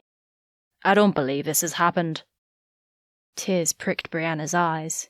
It was all her fault. What if something happened to them? She'd never forgive herself. She brushed her tears away quickly, but too late because Andrew had noticed. He took her hand and squeezed it. "They'll be okay. Brian seems resourceful, and he knows these mountains, and your sister is strong. They'll be fine." She nodded, wanting to believe him, but she couldn't help but fear the worst as the wind gusts increased and visibility reduced to 0. Chapter 9. With the wind buffeting the gondola, the ride down Enoch Moor was scarier than the rides at Alton Towers. Daniel, Brianna and Andrew held hands and prayed not only for their safety, but that of Grace and Ryan's. Brianna could barely utter a word, but her heart pleaded with God to keep them safe. If only she hadn't gone up there in the first place. What had she been thinking? She owed her life to Grace. A heavy weight settled in her stomach. How many times had Grace dragged her out of the gutter after she had overdosed following the loss of her baby? Sat beside her in hospital when she should have been at work.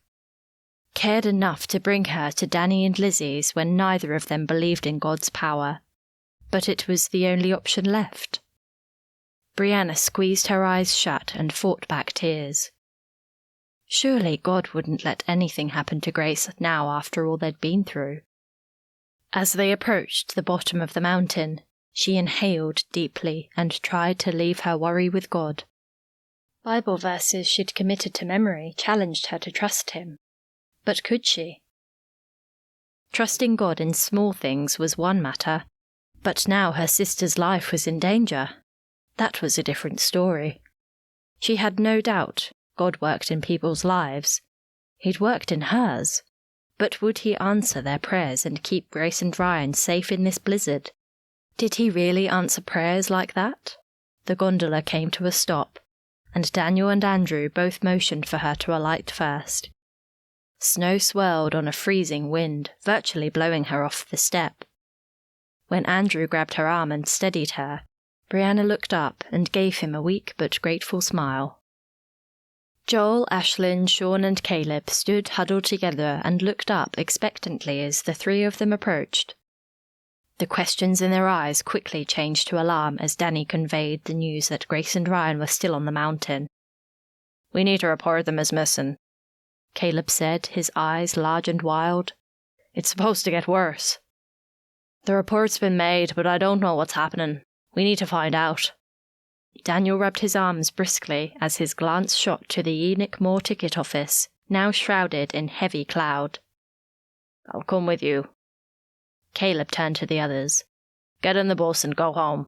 We'll wait here until they're found." Brianna shook her head. "I want to wait too." Caleb placed his hand on her shoulder. "No, Bea. You're better off at home. Out of this. It could be hours." "Caleb's right, Bea. We'll let you know as soon as they're found. Go home and pray."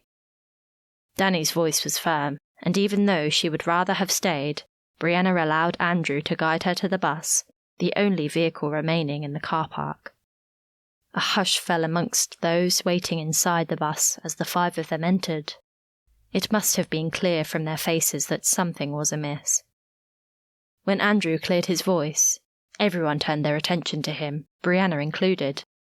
With Danny, Caleb and Ryan absent, Andrew took charge, and despite the situation, her insides glowed with pride. He gave the group a reassuring smile. "I don't want any of you to worry, but Grace and Ryan didn't make the last gondola." Stunned silence filled the bus. "Will they be okay?" Dylan's little voice came from one of the front seats. Andrew looked down at him. "The mountain rescue team will find them." He spoke with a quiet confidence. "Will they come down by helicopter?" "Maybe." "Where's my daddy?" "He and your Uncle Caleb are waiting here until we come down the mountain. He said for the rest of us to go home and get warm and dry." "Can I stay with them?" Dylan's little voice inched higher. "Dylan!" Lizzie glared at him. "That's enough. We're going home like Daddy said." "Okay." Dylan's shoulders slumped. Andrew rubbed his hands together. We'll need to get the chains on the tires. It's going to be a hairy ride home. Everyone understand? His gaze travelled around the bus. There was a general nod of consensus. Maybe it was because he was Scottish and this was his home, but it seemed that everyone, not just Brianna, was relieved that he was taking charge. I'll help. Brendan stood and headed for the front. Brianna was surprised he could walk straight given the number of drinks he'd had. But then, this was Brendan. Wait for me. Sean stood and joined him. Andrew nodded in appreciation. We won't be long. After the three men exited the bus, those remaining talked in hushed tones. Brianna learned that Lizzie's parents had left early, taking James and Claire with them. Concern grew when Ashlyn and Joel stated they hadn't seen Grace and Ryan on the mountain. Brianna's chest grew heavy once more until she remembered God was looking after them.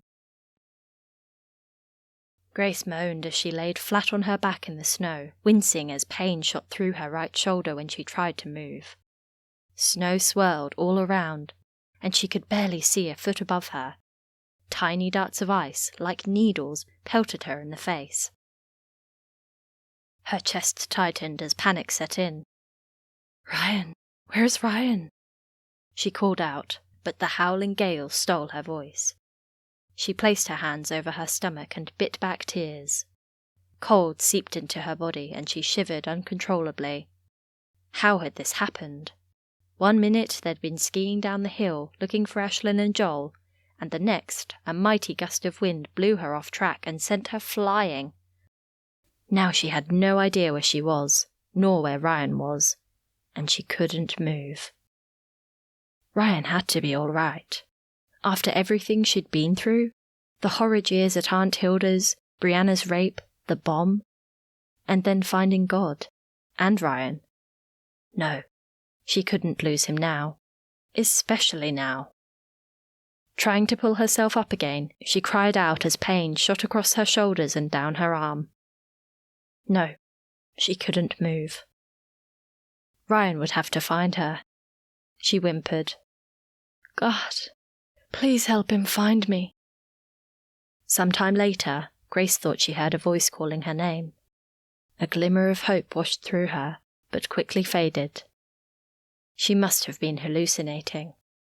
But then, moments later, relief flooded her body when Ryan's face loomed over hers. He cupped her face and planted kisses all over it. Grace, thank God! The warmth of his breath was like nothing she'd ever known. She stifled a scream as he covered her body with his, transferring his heat to her. Life slowly returned to her bones. She wouldn't die out here after all. Lifting his head, Ryan stroked her face and gazed lovingly into her eyes. I looked everywhere for you. 1 minute you were beside me, next minute you were gone. Are you hurt? Grace looked back at him, nodding as best she could. My shoulder. I'm sorry, darling. I'm leaning on you. He eased himself off her. Which one? Right. You can't move? She shook her head ever so slightly. Despite Ryan's gentle manner, Grace flinched as he felt the injured area. She didn't need him to confirm she'd broken something. The look on his face when he straightened said it all. But at least they were together. Any pain in your back? I don't think so. Just my shoulder and arm. Her lips were so cold she could hardly move them. I think you've broken your collarbone. Oh. Her voice was small. What are we going to do? Get you off the snow for a start. It'll hurt, but I've got to lift you off or you'll freeze to death. I'll grab some branches and place them under you. Are you okay while I go find some? She blinked, and it felt like her eyelashes were frozen. Don't be long. Lowering his face, he kissed her gently, warming her lips. I'll be right back, but before I go, I'll wrap you in this. Taking out a small package from his backpack, Ryan removed a thin, silver piece of plastic which flapped wildly in the gale until he managed to secure it around her.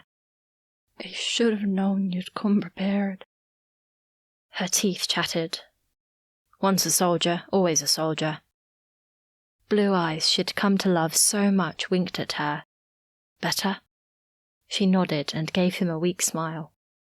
Thank you. You're welcome. Now I'll go grab those branches. I'll be back in a jiffy. Although she knew Ryan wouldn't go far, fear of losing sight of him outweighed any pain she might experience by turning her head and keeping him in sight. She bit back pain as she watched him stumble through the fresh snow to reach the pine bushes only meters away. Despite the emergency blanket blocking most of the wind, Grace still shivered uncontrollably. Ryan was right. They could die out here. Visibility was so low no one would find them, and early dark was already setting in. Breaking off several branches, he carried them back and knelt beside her. I'm going to put these under you. I'll try not to hurt you, but I can't promise.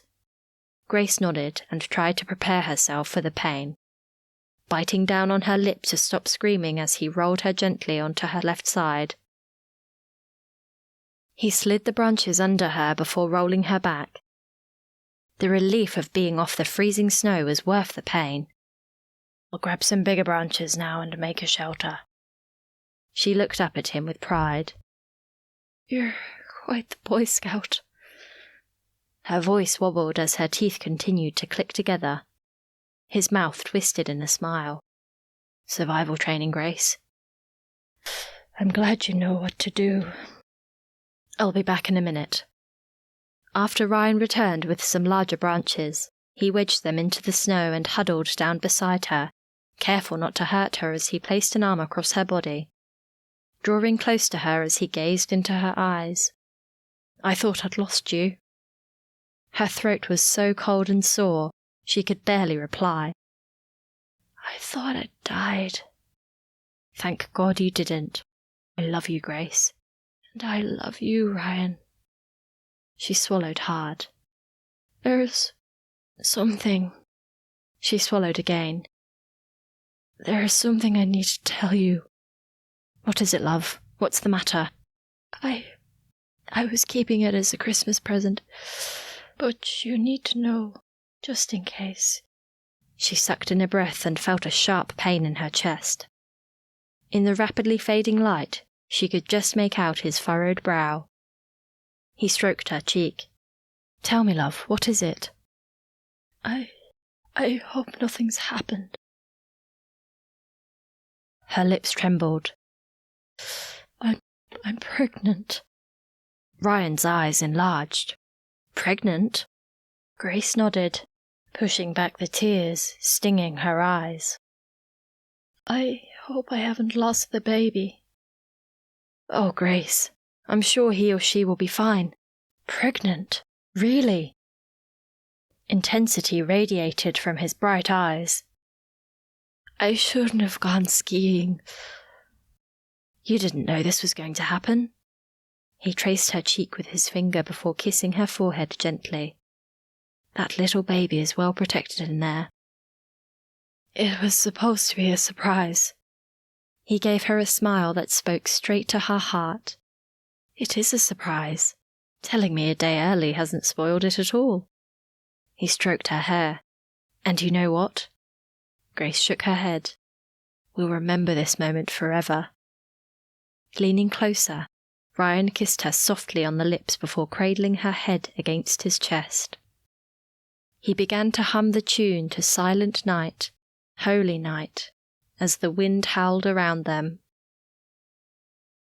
All is calm, all is bright. Grace's voice was quiet and weak, but the words of the carol filled her with peace.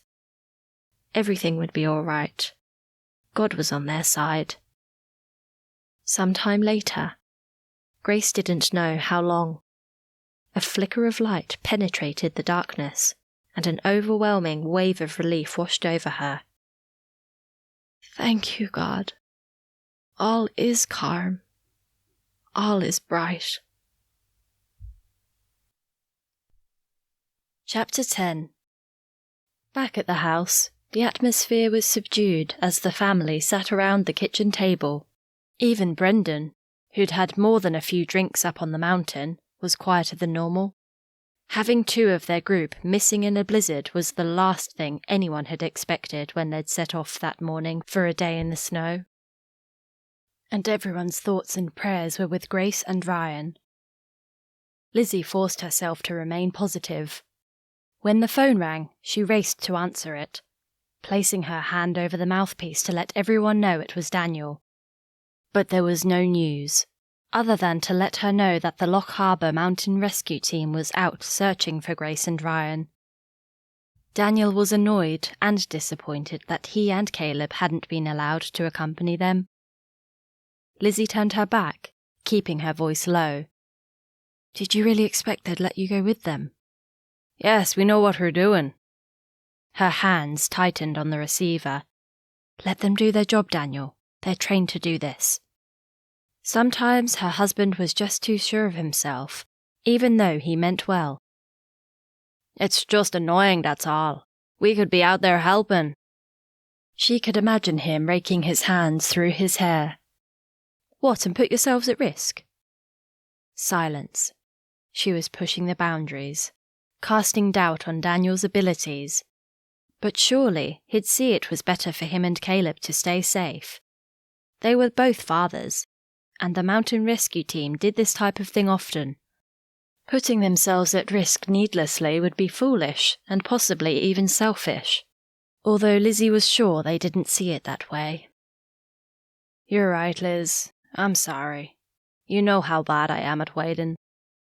He sounded apologetic, slightly downcast.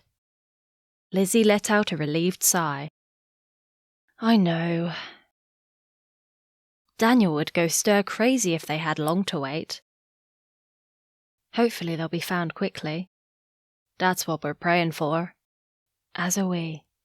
Closing her eyes, she sent up another silent prayer. "Keep us posted, Daniel." "I will." When she turned around, all eyes were on her. She gave a small shrug and shook her head, biting back the pent-up emotion welling within her. What if Grace and Ryan weren't found quickly? What if they lay injured somewhere and weren't found until it was too late? Lizzie wrung her hands. No, she couldn't allow herself to think like that. They would be found. God was with them, and was looking after them. She just had to trust. How important, in times like these when faith was tested, to truly practice what she believed. She prayed she wouldn't be found wanting. Lizzie forced herself to sound positive when Claire asked if Auntie Grace and Uncle Ryan would miss Christmas. "I'm sure they'll be back soon, sweetheart," she answered, lifting Claire onto her lap and pulling her close. Andrew's parents, Rosemary and David, had joined the group in the kitchen while Lizzie was on the phone. Having lived in the area all their lives, they knew the procedures for a search and rescue, and did their best to assure everyone the mountain rescue team knew what they were doing, and would find Grace and Ryan as quickly as they could. "However, saying that, we should continue praying. Conditions often change rapidly in the mountains," David said, his thick Scottish brogue doing little to soften the sobering statement. Caitlin and Gwyneth, who were busily making cups of tea for everyone, stopped and took a seat. Lizzie glanced around the table.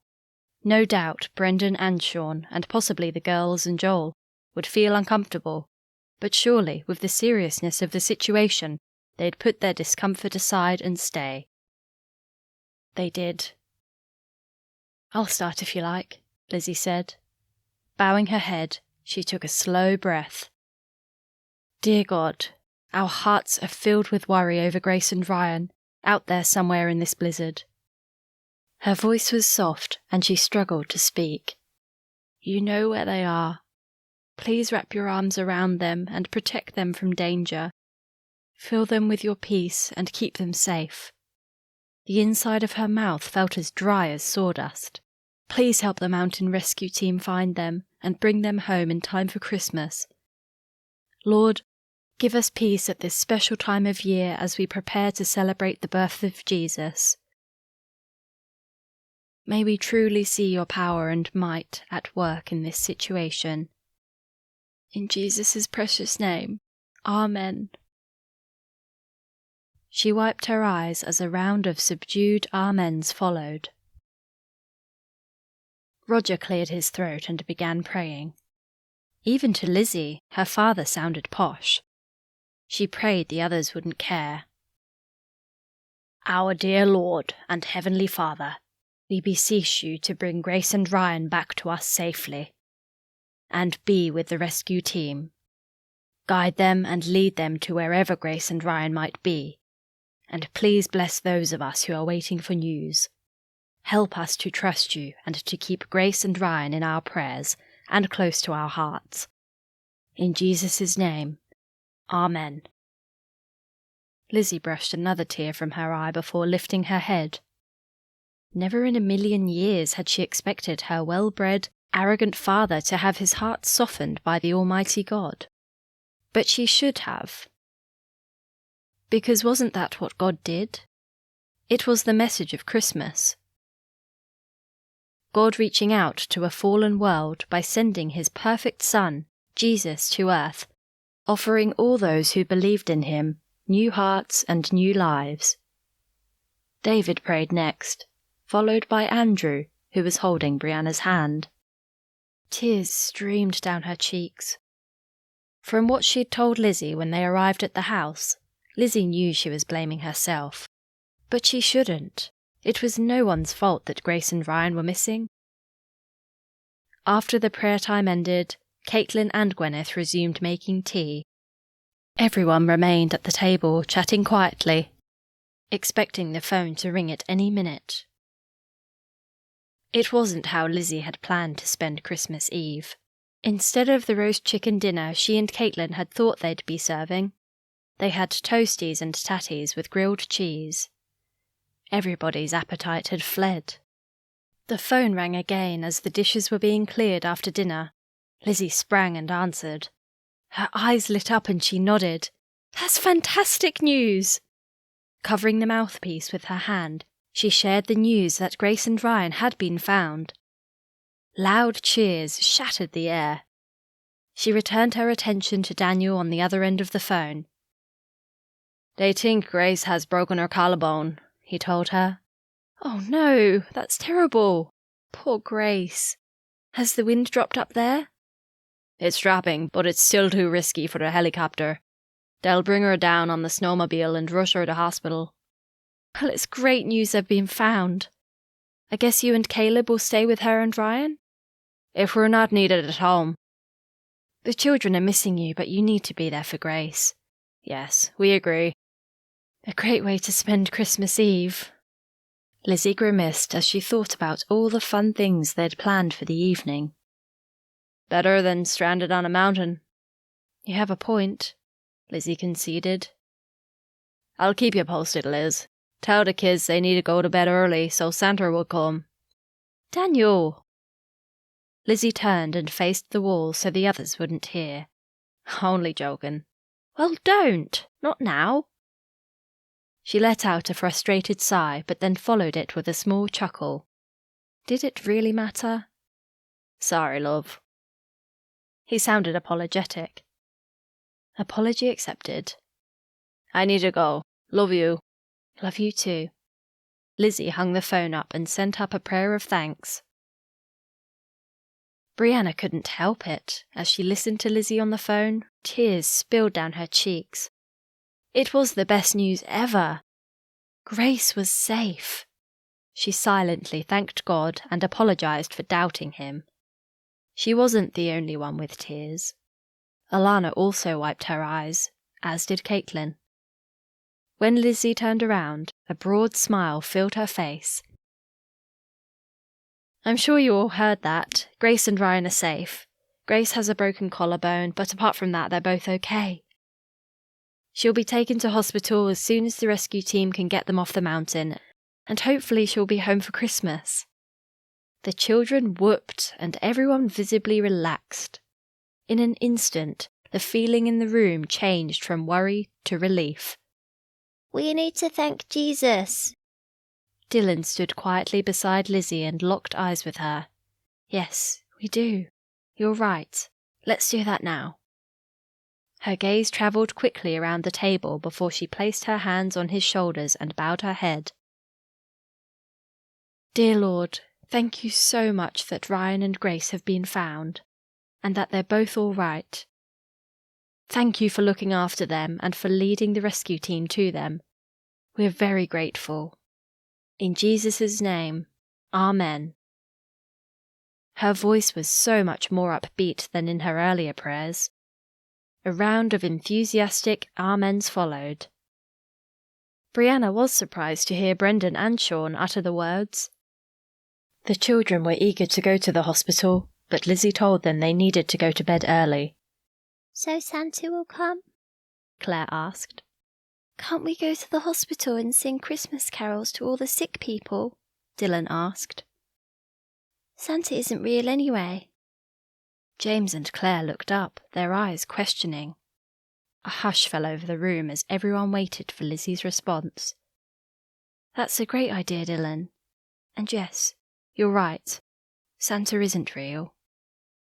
She reached out and squeezed James and Claire's hands. But it's fun to pretend he is. Claire burst out crying. Does that mean we won't get any presents? Oh, sweetheart, it doesn't mean that at all. You'll still get your presents. And if you want to believe Santa's real, that's okay. Why did Dylan say he's not real? Claire flashed her brother an angry look as she mixed her words with sobs. Maybe because of what happened with Auntie Grace. Sometimes when serious things happen, we say things we might not normally say. Is Auntie Grace going to be all right? She's going to be fine. She nodded and wiped her damp cheeks. I don't mind if Santa isn't real as long as Auntie Grace is here. Lizzie pulled Claire back onto her lap and hugged her. She'll be here when you wake up in the morning. That's good. Can we go and sing to her? Lizzie kissed the top of her head. It's too late to do that, sweetheart, but we can sing Christmas carols here. We can light our candles and hang our stockings just like we planned. But Daddy isn't here. No, but Grandfather is, and Uncle Sean, and Uncle Brendan, and everybody else. We'll still have tons of fun.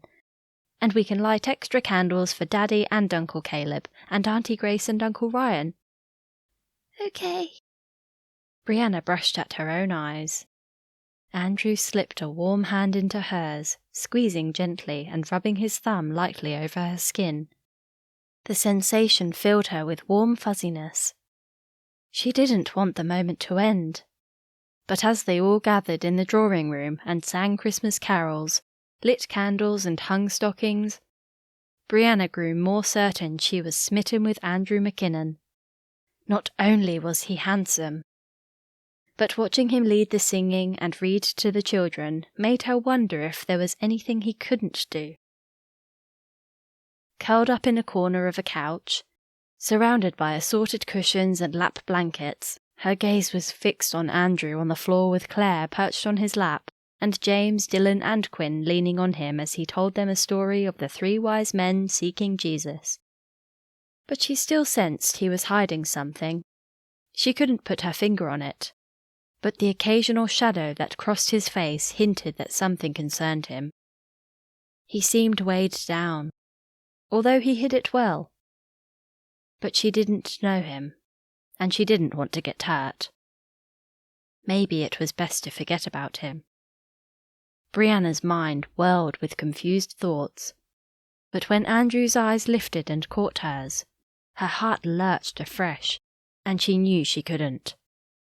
All she wanted was for him to hold her, to kiss her. Her pulse raced. Brianna looked up as Rosemary sat on the couch next to her and smiled. Rosemary patted her leg. I haven't had a chance to talk with you much, Brianna. How are you doing, lassie? Her soft brogue warmed Brianna's heart as it always had. Straightening, she blinked and gathered her thoughts. Had Rosemary noticed her attraction to Andrew? Of course Rosemary would have. But did she approve? I'm doing well. Especially now Grace has been found. I could see you were worried. It was my fault. Brianna's voice wavered as she shot a quick glance at Andrew. Nobody thinks that, lassie. Don't blame yourself. Rosemary also cut a glance at her son on the floor, her mouth twitching with amusement. I can see you're taken with each other. Brianna felt heat rushing to her face. I don't know what to say. You don't need to say anything, lassie. Just let it happen. I'm happy about it. Relief washed through Brianna. She was getting ahead of herself, but if things worked out, Rosemary could become her mother. How wonderful would that be? To have a mother after all these years, and not just any mother. It would be Rosemary. God was indeed good. When Andrew finished his story, Brianna quickly gathered her thoughts and gave Rosemary a grateful smile. If Andrew could read her mind, it could all come undone. She'd need to be more careful, because what if he didn't feel the same way? Lizzie announced it was bedtime for the children, and they all asked Andrew to put them to bed. Brianna's cheeks flushed again when he invited her to join him. He must feel the same way, but there was little chance of keeping whatever they had private. She stood, taking Quinn's and James's hands, while Andrew held Claire's and Dylan's. Lizzie and Alana followed behind, chatting quietly as they all walked down the hallway towards the bedrooms. After settling the children and assuring them that Auntie Grace and Uncle Ryan would be there in the morning to watch them open their presents, Andrew grabbed Brianna's hand. He held her back, letting Lizzie and Alana go ahead down the hallway. In the subdued lighting, Brianna's heart pounded, her imagination running wild. Was Andrew about to kiss her? Her heart thumped as she looked expectantly into his eyes. A shiver rippling through her body. The breath caught in her throat. The anticipation was almost unbearable. But instead of kissing her, he asked if she'd like to go to the hospital to be there when Grace arrived. Brianna bit back her disappointment. Of course he wasn't about to kiss her. What was she thinking? She blinked and quietly said, "That would be great." His eyes were tender and soft. "I know how much you want to see Grace." A fresh wave of respect for him washed through Brianna as she chastised herself. He wasn't just handsome and great with the children. He was sensitive as well. "Yes, I do." "Then let's go. We'll let the others know on our way out." "Should we ask if anyone would like to come?" If she were honest, she didn't want them to. The thought of spending time alone with Andrew was more than appealing, but asking would be the right thing to do. His eager expression changed as his eyes searched hers. "I guess we should." He stroked her hand with his thumb. "Come on, let's go." He kept hold of her hand as they strode to the top of the staircase. Stopping abruptly, he swung her to face him, his hands gripping her upper arms. The expression on his face, a mix of eagerness and tenderness. Brianna's pulse skittered as Andrew lowered his head and pressed his lips against hers, gently covering her mouth. Shocked by her fervent response, she tried for a moment to pull away, but then gave in and returned his kiss, disappointment filling her when he ended it. Andrew's chest heaved as he gazed into her eyes. "I've been wanting to do that all day, I'm sorry." He sounded breathless. Brianna's eyes widened. "Don't be sorry.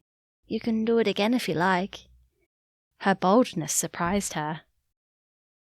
His gaze intensified before lowering his mouth hungrily over hers.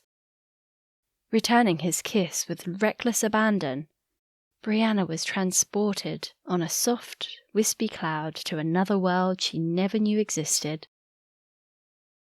When Andrew released her, her lips tingled, and it was the best feeling in the world. She had been kissed by the man she loved. Andrew grinned. "Come on, we'd best go."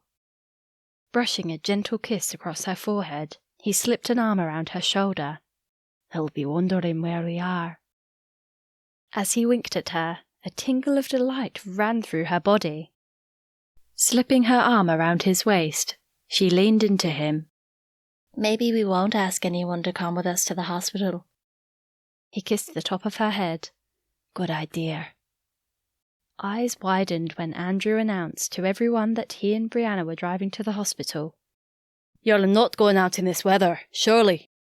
Disbelief punctured David's thick voice. "We'll be fine, Dad. I've driven in much worse." "I know you have, son, but still, it's Christmas Eve." Andrew placed his hand lightly on Brianna's shoulder. "Brianna wants to be there for Grace." Grins formed on Lizzie's and Caitlin's faces. A flush crept up Brianna's neck and into her cheeks. There was no hiding it now. "Well, take care, son. We don't want any more accidents." "I will, Dad. Don't worry." "Give our best to Grace," Lizzie said. "Tell her she needs to be home by the morning or the children will be disappointed." "We will." They bid everyone goodbye and escaped out the side door, and were immediately blasted by a biting wind. Chapter 11. Grace clung to Ryan's hand as the rescuers placed her onto a stretcher.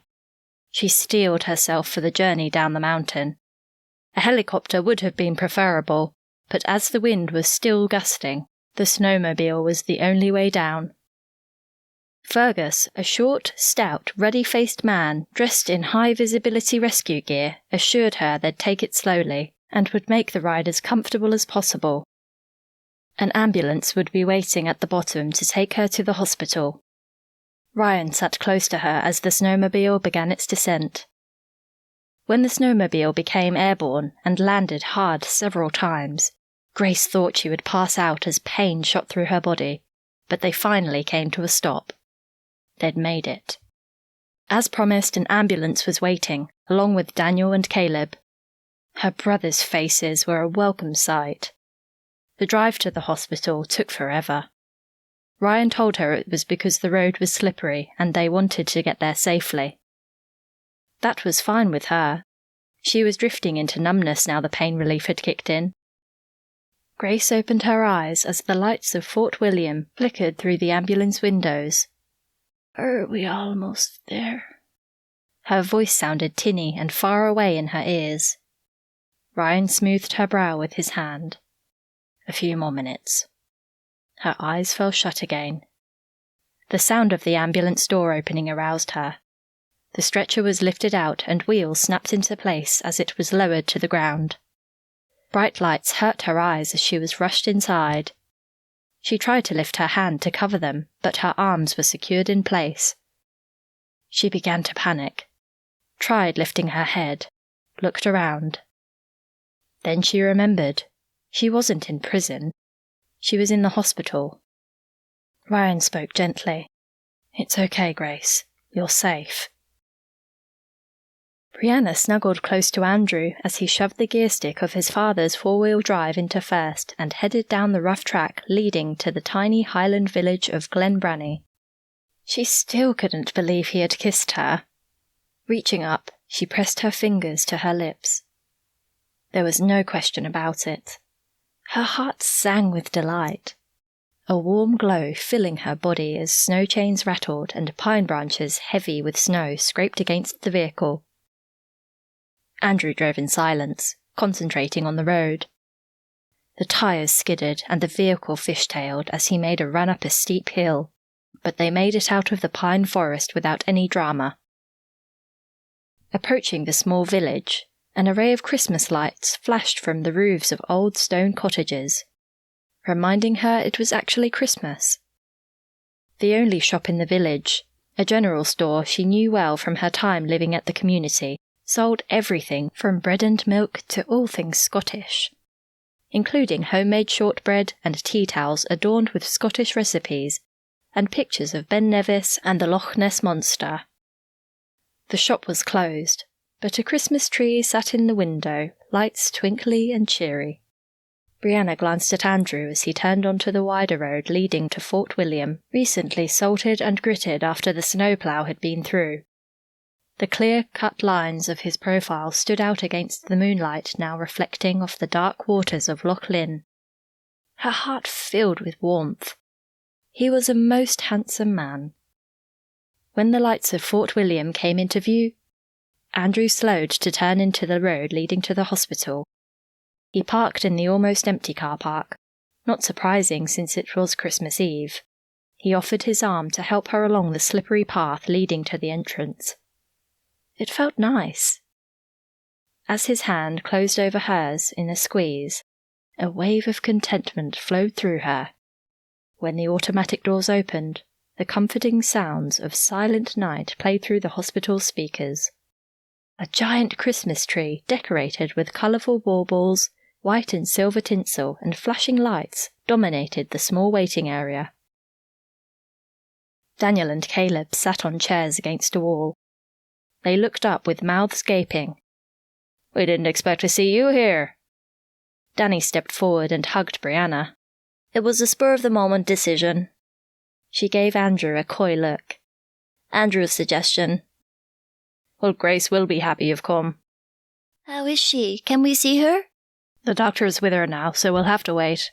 She was in a lot of pain, but she's had some meds, so she should be feeling better soon."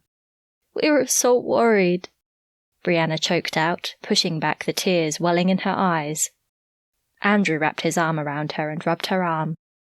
Danny and Caleb both took notice, but she didn't care. It felt good being cared for by Andrew. And why wouldn't they be happy for her? "I'll grab some tea." Caleb headed to the self-service drink dispenser. "How did you get here?" Brianna asked Daniel. Sniffing, she reached into her pocket and drew out a tissue. If she could keep the conversation away from Grace and her injury, she might not break down and embarrass herself. "A lift with one of the rescuers." "Of course." "Where's Ryan?" She looked around, having almost forgotten about him. "In with Grace and the doctor. Come and sit down, baby." Danny gestured to the chairs he and Caleb had vacated. Caleb handed her a polystyrene cup filled with hot, sweet tea. She brought it to her mouth and took a sip. It was just what she needed. "The children wanted to come and sing Christmas carols to the patients." Brianna forced herself to chat. Danny chuckled. "Of course they did." "Will Grace make it home for Christmas?" Brianna's voice quieted as she met Danny's gaze. He released a slow breath and skimmed his hand through his hair.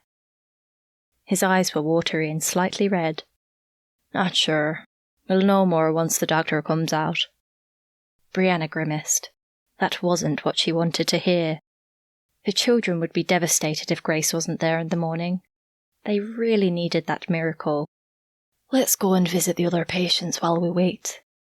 Sing some carols," Andrew suggested. His happy face cheered her, pulling her out of her self-pity. Danny rubbed his hands together. "Not so sure about singing, but yes, visiting the patients is a grand idea." "Will we be allowed?" Brianna asked. "Of course. It's Christmas Eve, and besides, I know the sister on duty." Danny winked. Brianna shook her head. Of course Danny would know the sister on duty. Danny knew everyone.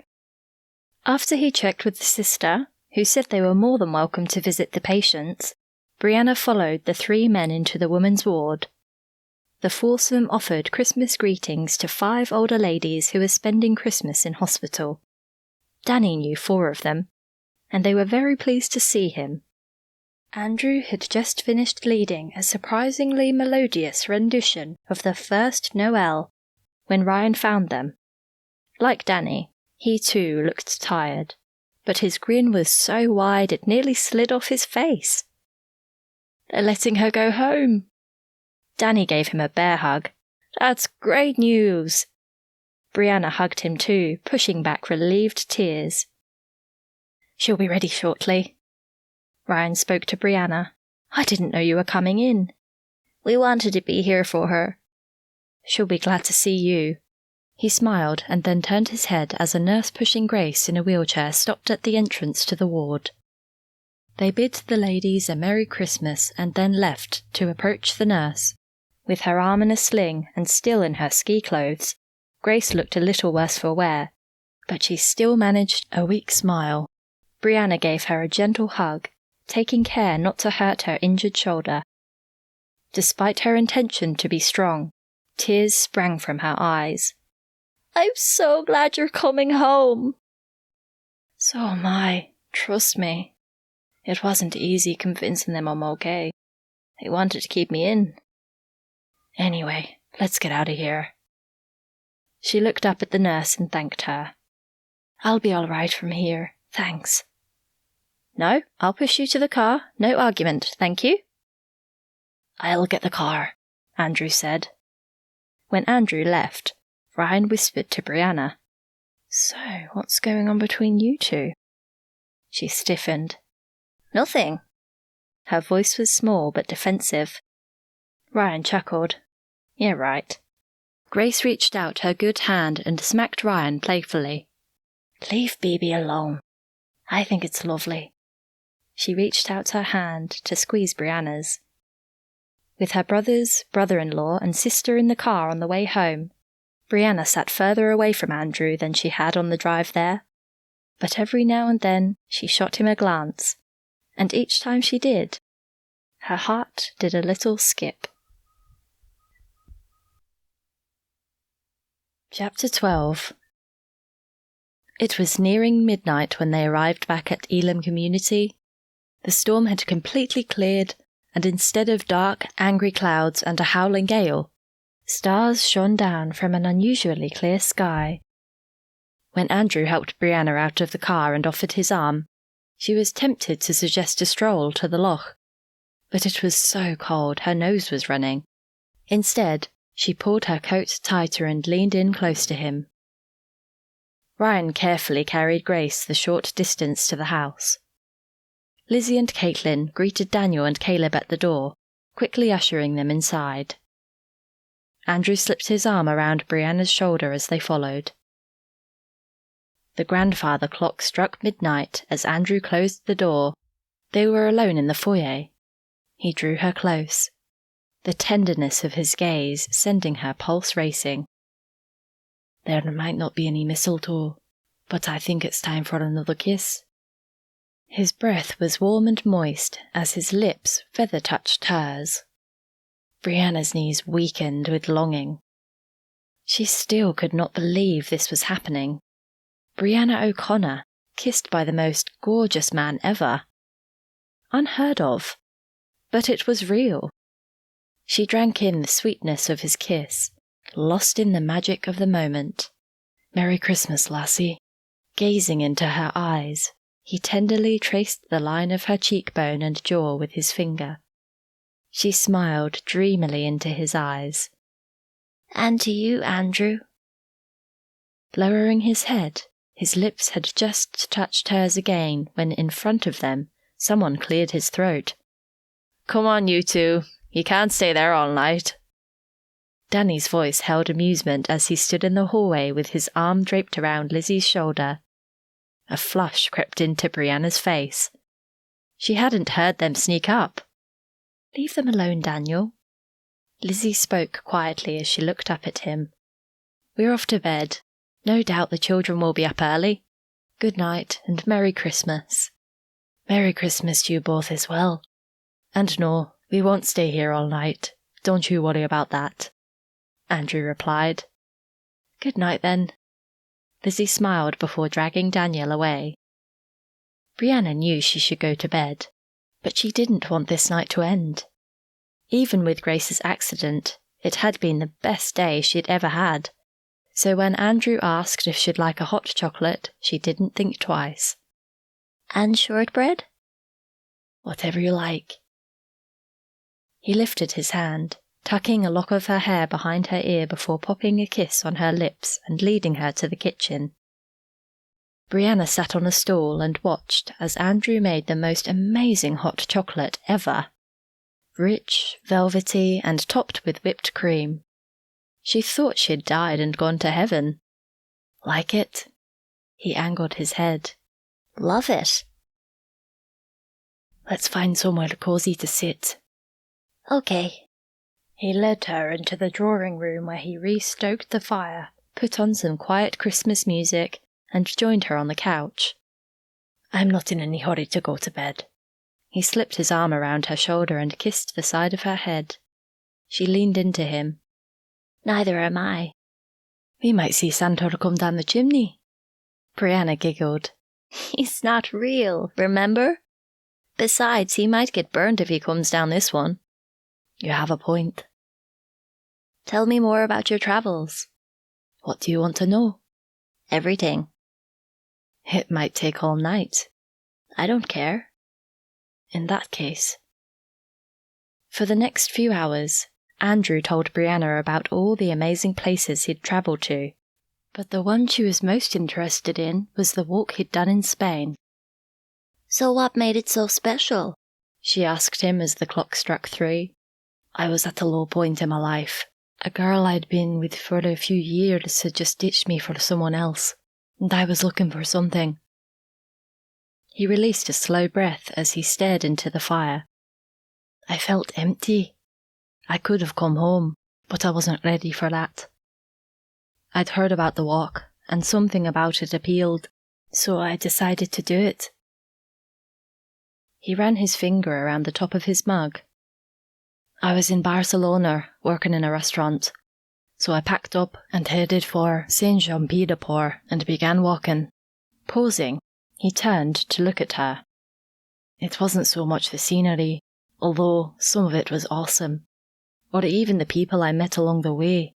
It was the time I spent alone, just walking, that made it special. I've never done anything like that, hiked on my own. Andrew squeezed Brianna's hand, rubbing his thumb gently over her skin. It wasn't easy. I had to push myself often, but I learned the most about myself at the places that were most challenging. That was when God got through to me. He smiled. Every night I read a chapter of the Bible and asked him to be real to me, because even though I'd grown up in a Christian home, I didn't know him. I just knew about him. And every day I prayed David's prayer from Psalm 63, verse 1. O God, you are my God. I shall seek you earnestly. My soul thirsts for you. My flesh yearns for you. In a dry and weary land, where there is no water. And one day, somewhere high in the mountain of Osabriro, when I was thirsty, hot and tired, with blisters upon blisters on my feet, God spoke to my heart, and I knew then, beyond a shadow of a doubt, that he was real. I sat on a rock, all alone apart from some bleating sheep.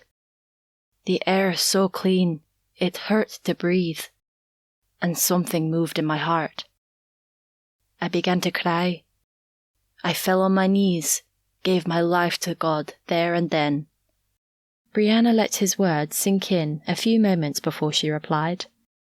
That's amazing. I can understand your experience because mine was similar. Something happened inside me the day your mother led me to the Lord, and any doubt I had God cared was blown away. I knew that God loved me and wanted me for his own. It still amazes me that he did. I was the worst person ever. Andrew shook his head. No, you weren't. I felt like it. I couldn't understand for a while why he'd bothered with me. I was a nobody, a drug addict, a thief. But he still loved me enough to send Jesus to die for me. Brianna pulled out a tissue and dabbed her eyes. It still blows me away. Me too. His love is amazing. And it must break his heart that so many shun him, because he just wants to give them a new life, a fresh start. I know it breaks my heart. Mine too. Brianna thought of all the rape victims she'd shared her faith with, but how few welcomed God's message of hope and love. They couldn't understand his love, and yet, if they only admitted their need, she knew that God would take their hand and give them a much better life. She leaned her head against Andrew's chest, and he tenderly stroked her hair. She sat up abruptly when Alana crossed her mind. I'd really like to pray for Alana. I think God's working in her heart, but she knows so little about him, and she's hurting badly. I've been praying for the right time to share with her, but it never seems to happen. Sure. He smiled warmly. That's a great idea. Andrew bowed his head and listened to Brianna pray. Her voice, so soft, so caring. Just like everything about her. He'd fallen for her, and it seemed she'd fallen for him. But would that change once she knew the truth? Like it or not, he needed to tell her. He should have told her already. Brianna said Amen and raised her head. In the light of the embers, her eyes flickered and shone. He had to tell her. Taking her hand, he stroked her soft skin with his thumb. I need to tell you something. I don't know how to say it, so I'll just blurt it out. Brianna's eyes widened. What is it, Andrew? A knot twisted in his stomach. Not even his parents knew. He'd been planning on telling them, but hadn't found the right time. But he couldn't keep putting it off. He ran his hand through his hair. Gosh, he was still coming to terms with it himself. Still digesting the news that had thrown him for 6 only weeks before. He still wondered if it was true or not, or if he was just being set up, used. But somehow he knew it was true. He had a son, an 11-year-old son, Andy. He braced himself and gazed into Brianna's eyes. Brianna, you're everything I've ever wanted in a woman. I love your heart, the way you care. I love your gentleness, your depth of character. But I can't lead you on without telling you that. His gaze dropped to his lap. Was this the right time to tell her? Was it premature, presumptuous? Should he wait? If he told her, it could mean she'd run a mile, and he wouldn't blame her. Or it could galvanize their relationship when maybe it shouldn't. What if she decided to date him because he had a son, compensating for the one she'd lost? Would he ever know? Would it matter? He had to trust his instincts, his heart. Somehow he knew Brianna was genuine. She wouldn't abuse the situation. Besides, he'd already started the conversation and couldn't very well drop it now. He lifted his eyes slowly, meeting hers. I have an 11-year-old son. Hazel eyes held his without blinking. The only sound was the hissing from a log that crackled in the fire. Brief moments passed.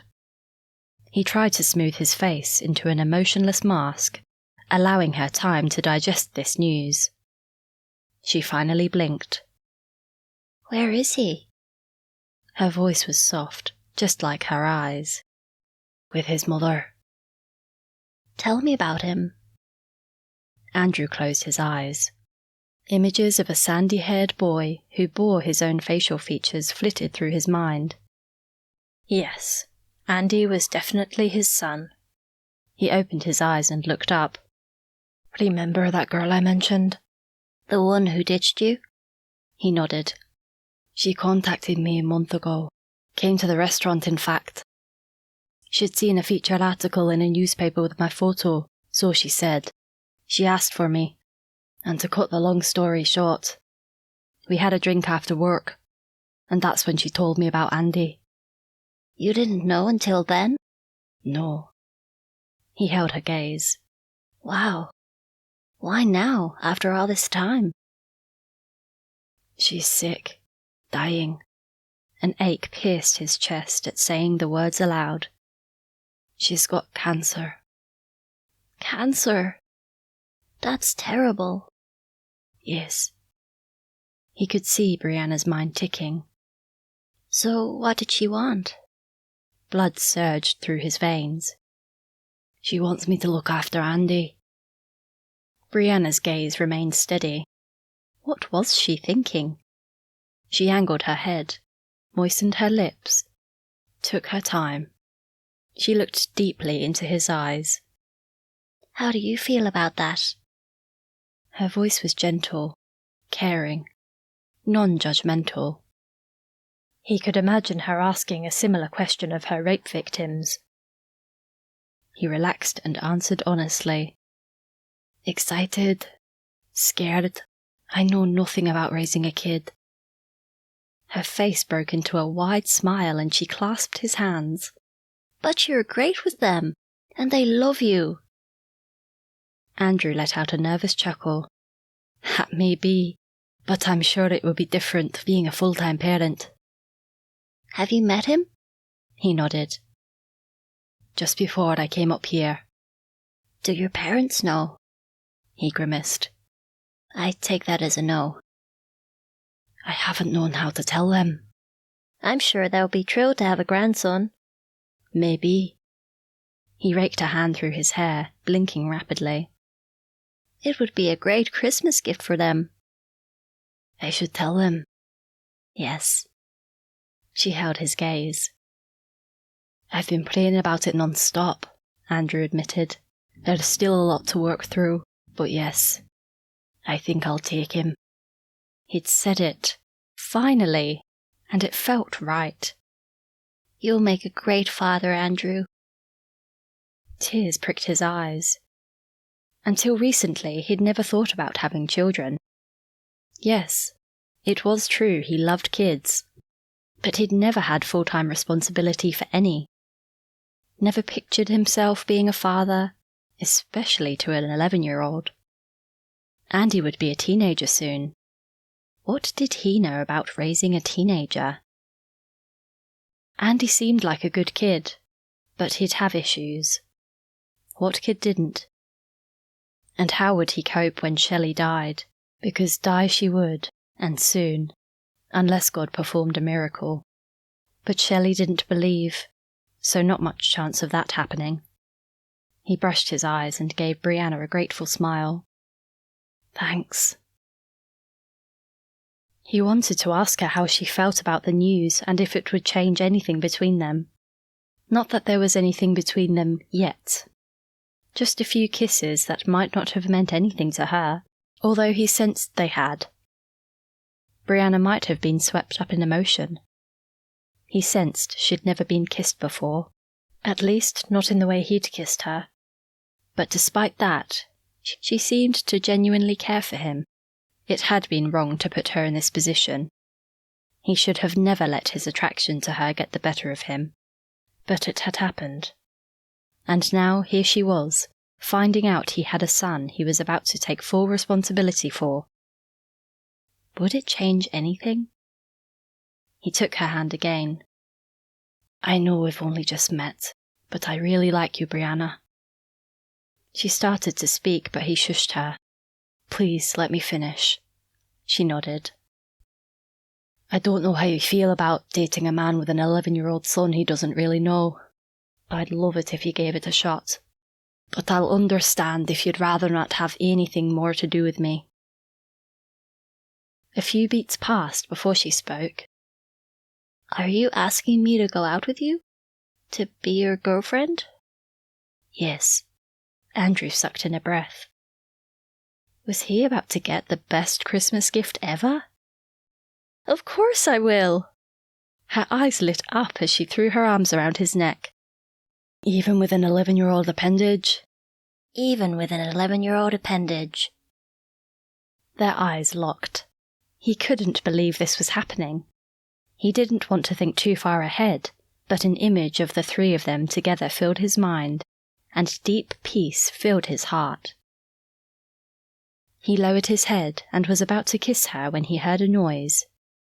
He raised his head and chuckled. 4 small bodies, all wearing colourful flannelette pyjamas, stood about a foot from them. Brianna also chuckled, amusement flickering in her eyes as she held out her arms to them. "What are you four doing up?" "Seeing if Santa's come," Claire said, hugging her precious stuffed elephant close to her chest as she slid onto Brianna's lap. "We haven't seen him yet, but he probably won't visit if we're here and awake. We might need to go back to bed so he'll come." Dylan began to speak, but Brianna gave him a warning look. "Is Auntie Grace home?" Claire asked. Brianna pulled her close and smoothed the little girl's hair. "Yes, Auntie Grace is home." "That's good. I prayed she would be okay." "And God heard you." Brianna kissed the top of her head. The three boys moved to the fire and one of them started prodding it with the poker. Andrew quickly hopped off the couch. "Best not stir it up if we're going back to bed." "Can't we stay up?" Dylan asked. "You're up." "Yes, but we're just about to go to bed." "No, you weren't. You were just about to kiss Auntie Brianna." Ruffling Dylan's hair, Andrew stifled a laugh. "Maybe I was, but we need to get to bed now, or we might all get into trouble." Standing, he took Dylan's and James's hands, while Brianna placed Claire on the floor and took her hand along with Quinn's, and they all tiptoed up the stairs, trying not to make any noise. After delivering Dylan, James, and Claire to their rooms, Brianna stood on tippy-toes and placed a kiss of promise on Andrew's lips before leading Quinn into the room she shared with him and Alana. As Andrew walked back into his parents' wing along the long hallway, his feet felt lighter, and his heart overflowed with hope and anticipation. It seemed God hadn't just given him a son, but he might have also given him someone to share his life with.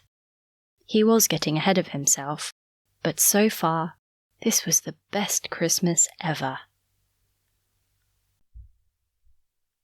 Chapter 13. Slipping into bed, Brianna pulled the duvet around her neck until she was snuggly and warm. Her heart sang. Blissfully happy, she felt fully alive and awake. Sleep was needed, because no doubt the children would wake again soon, and she didn't want to miss the joy and excitement of Christmas morning. But how could she sleep? Andrew had a son. A son! That's what he'd been hiding from her. What kind of Christmas would young Andy be having? The last one with his mother. Brianna's heart ached for him. If anyone knew what it was like to lose your mother as a pre-teen, she did. And she wouldn't wish it upon anyone. The poor little boy. He must feel so alone and scared. But filling her thoughts more than that was that Andrew had asked her to be his girlfriend, to date him. Suddenly reality hit her. If things progressed with Andrew, and if he went ahead with his plans of caring for Andy full-time, then she could become the mother of an 11-year-old. Perspiration dampened her body. Throwing off the duvet, she lay flat on her back, gazing at the ceiling. It was one thing to have fallen in love when she'd never expected to, but completely another when it might lead to being an instant mother. What did she know about raising a child? Maybe it was too much. Maybe she should end the relationship while she could, before it got too hard. The more Brianna thought about it, the more her mind spun. How could she let Andrew go now? But how could she continue? She released a huge sigh. Prayer was needed. If this was what God wanted, He'd give her whatever skills were required. Sitting up, she pulled her bed jacket around her shoulders, bowed her head and prayed quietly, asking God for guidance and wisdom. She also prayed for Andrew and for Andy.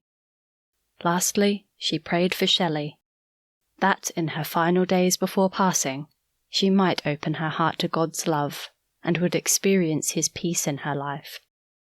Resting in the knowledge that God would give her the direction and guidance she needed, Brianna finally drifted off to sleep. Sometime later, her eyes snapped open when little hands shook her. "Auntie Brianna, wake up! It's Christmas!" She just made out Quinn's face in the dark room. Quickly sitting, she threaded her fingers through her hair and glanced at the clock on the bedside table. 6 o'clock. Not bad. She must have gotten a few hours' sleep. Moments later, a knock sounded on her door, followed by Danny's cheery voice. "Everybody up! Merry Christmas!" He sounded as excited as a 5-year-old. "Is your mummy awake?" Brianna clicked on the bedside lamp and smiled at Quinn. He shook his head. "Why don't you see if you can wake her? I'll grab my gown, then I'll come help. Oh, and by the way, Merry Christmas!" She pulled the little boy close and gave him a big hug. He ran off to wake Alana, although Brianna suspected he might need help. Alana certainly was a heavy sleeper.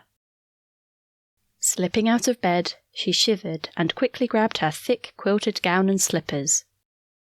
A quick glance in the mirror told her she needed more sleep.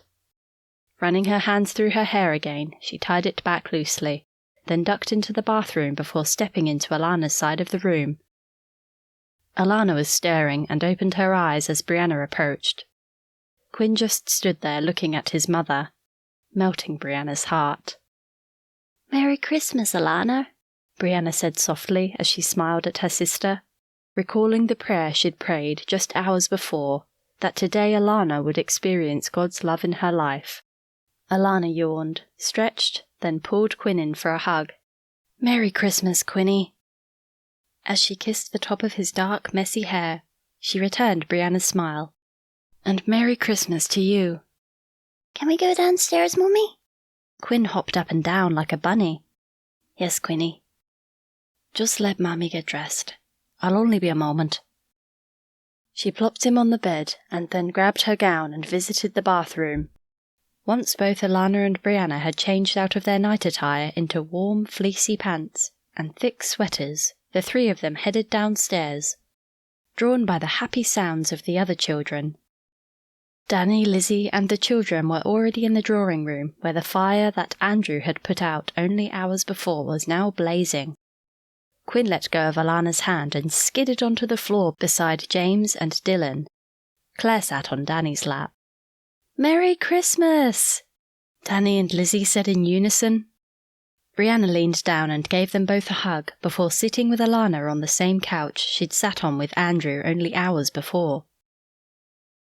Andrew wasn't there yet, but every time someone entered, she looked up expectantly. When Grace and Ryan entered, a hush fell over the room. Grace's arm was in a sling, and several bruises on her face had darkened. Claire jumped up and wrapped her arms around Grace's middle. "Merry Christmas, Auntie Grace. Is your arm sore?" Grace let out a small laugh. Brianna knew her sister was fascinated by Claire's attraction to her, but neither she nor Grace had any idea what had caused the little girl to single Grace out as her favourite auntie. Whatever the reason, Grace loved it, and she loved Claire. They had a special relationship. Strange, really, because Grace had never shown much interest in having children of her own. She bent down and hugged Claire as best as she could with one arm. "It's just a little sore, but I'm okay, thanks, sweetie." "Can I sit with you?" Claire's little voice was so adorable. Grace's face lit up. "You sure can." The chatter in the room returned, escalating when Lizzie's parents, Brendan, Sean, Ashlyn, Joel, Rosemary, David, Caleb, and the girls all arrived, but no Caitlin, and no Andrew. Brianna tried to still her thumping heart. Just the memory of his kisses made her blush. She couldn't wait to see him. But then there was still the question of Andy. What if God said no? She prayed that wouldn't be the case. Somehow it felt right. But where was he? Moments later, when the children were getting restless and wanting to open their presents, the door opened, and Andrew and Caitlin entered carrying trays of steaming coffee, croissants, and pastries. Brianna's gaze immediately went to his, and when they met, her heart rate accelerated. He began offering coffee to everybody, but when he stopped in front of her, joy bubbled inside her. How could a man like Andrew McKinnon have fallen for her? Even though he had a past, and now a present that included a son, he was everything Brianna had never known she'd wanted until now. Her heart pounded as she gave him a shy smile and took a coffee from the tray. When he walked on, Alana whispered in Brianna's ear, "Did I just see something between you two?" Brianna couldn't hide it if she tried. She nodded, knowing her eyes shone, but not trusting herself to speak. "I thought so. That's wonderful, Brianna. I'm happy for you." She squeezed Alana's hand. "Thank you." "He's a good catch." "He is." As Andrew offered the coffee tray to his parents, Brianna wondered when he'd tell them about Andy, their grandson. Would they be excited, or would they be disappointed? If she knew them as well as she thought she did, they'd welcome the boy into their family with loving arms. Andrew put the empty tray down on the side buffet, grabbed a coffee for himself along with a croissant, and then sat on the floor at Brianna's feet. They shared a smile as he tilted his head, and then she sat back and watched with amusement as Danny distributed all the presents, with Dylan and James acting as little helpers. The delight in the children's faces and voices was contagious, and the atmosphere in the room was such a happy one, just like Christmas should be. Once all the presents had been opened, and the room was littered with wrapping paper, toys, games, clothing, and other assorted gifts, Danny announced that following breakfast, a short church service would be held in the chapel, and he hoped everyone would attend. Brianna turned to Alana, trying to gauge her reaction. Nothing. She needed to say something. With firm resolve, she met Alana's gaze. "I'd love you to come to the service, Alana. Will you? Quinny will enjoy it. Danny's got things planned for the children." Alana shrugged. "I guess so, although I'm not really churchgoer." Brianna squeezed her hand. "It doesn't matter. I think it'll be fun." She turned her head and rolled her eyes. What was she saying? Fun?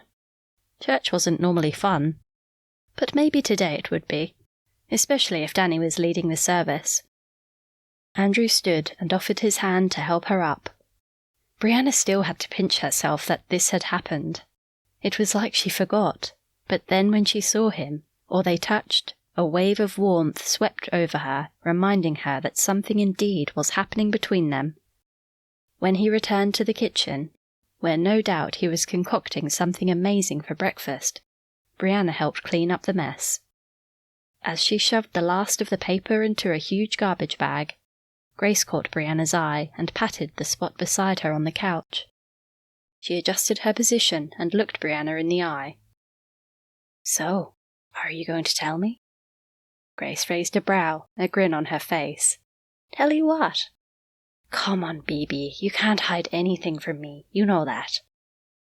Grace was right. They'd shared everything from the time they were young. Nothing was hidden between them. Besides, by the grin on her face, Grace already knew. Brianna let out a small chuckle and glanced at the ceiling. "I think you already know." Grace's face lit up. "I'm so happy for you, BB. He seems like a good man." Brianna nodded. If she could talk to anyone about the complication, it would be Grace. "Yes, but don't tell anyone." She leaned closer and lowered her voice. "He has an 11-year-old son." Grace's forehead creased. "Is that a problem?" Brianna's shoulders sagged, and she looked down at her hands. "I'm not sure." Lifting her head, she met Grace's uneasy gaze. "Andrew only found out about him a month ago, but the boy's mother is dying, and she wants Andrew to take him." "Oh." For once, Grace seemed lost for words. Moments passed. The fire crackled. One of the children laughed. Brianna could see Grace's mind working. Finally, she spoke. "And is he going to take him?" "I think so." "How do you feel about that?" I've prayed about it. And? I don't know yet. But I think I'm okay with it. Shrugging, Brianna fidgeted with her hands. It's early days anyway. Yes, but I've seen the way you look at each other. I can tell. Her eyes grew dreamy. It was the same for Ryan and me. There was something special, different, and you just know. I can see it in you two. Really? Brianna thought she might cry from happiness. Grace nodded and tucked a strand of hair behind Brianna's ear. I can't believe all this has happened. With her good arm, Grace drew her close and stroked her hair. Baby, God only wants good things for us, and I think this might be his good thing for you. Brianna squeezed her eyes shut. It was almost too much. All those years of heartache, and more recently, the years of working with rape victims, but not really living a life of joy and fun. Although she was so grateful that God had given her a new life, and she was content, but if she were honest, she longed to be loved by someone special as well, someone other than her siblings and friends. She'd accepted that might never happen, and she'd been scared of getting close to anyone. But now, that love was a possibility. She was delighted, albeit in shock. I think you'll be a great mom. That did it. Tears streamed down Brianna's cheeks. Grace handed her a tissue. Brianna blew her nose. Thank you. I mean it, baby. I think it's great. Grace leaned closer. Can I tell you my secret now? Her face lit up. You have a secret? What was Grace hiding? Grace's smile widened. Don't worry, it's nothing bad.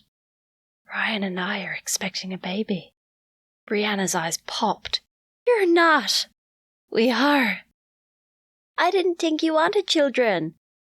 Until I met Ryan, I didn't. And everything changed. True love can do that for a person. Brianna threw her arms around Grace, taking care not to hurt her sore shoulder. That's fantastic news, Grace. Congratulations. Drawing back, a thought occurred to her. Yesterday, the fall. Is everything okay? Yes. Praise God. I'm perfect except for the collarbone and shoulder. I'm so sorry, Grace. If I hadn't gone skiing, you wouldn't have been so worried about me and gone out looking for us. Don't say that, baby. It's all good. But it could have ended badly. It didn't, so no more, okay? Brianna gave her a grateful smile. Okay, so who knows about the baby? Only you. Oh, okay, I won't say anything. Brianna lowered her voice. We're planning on announcing it at lunch.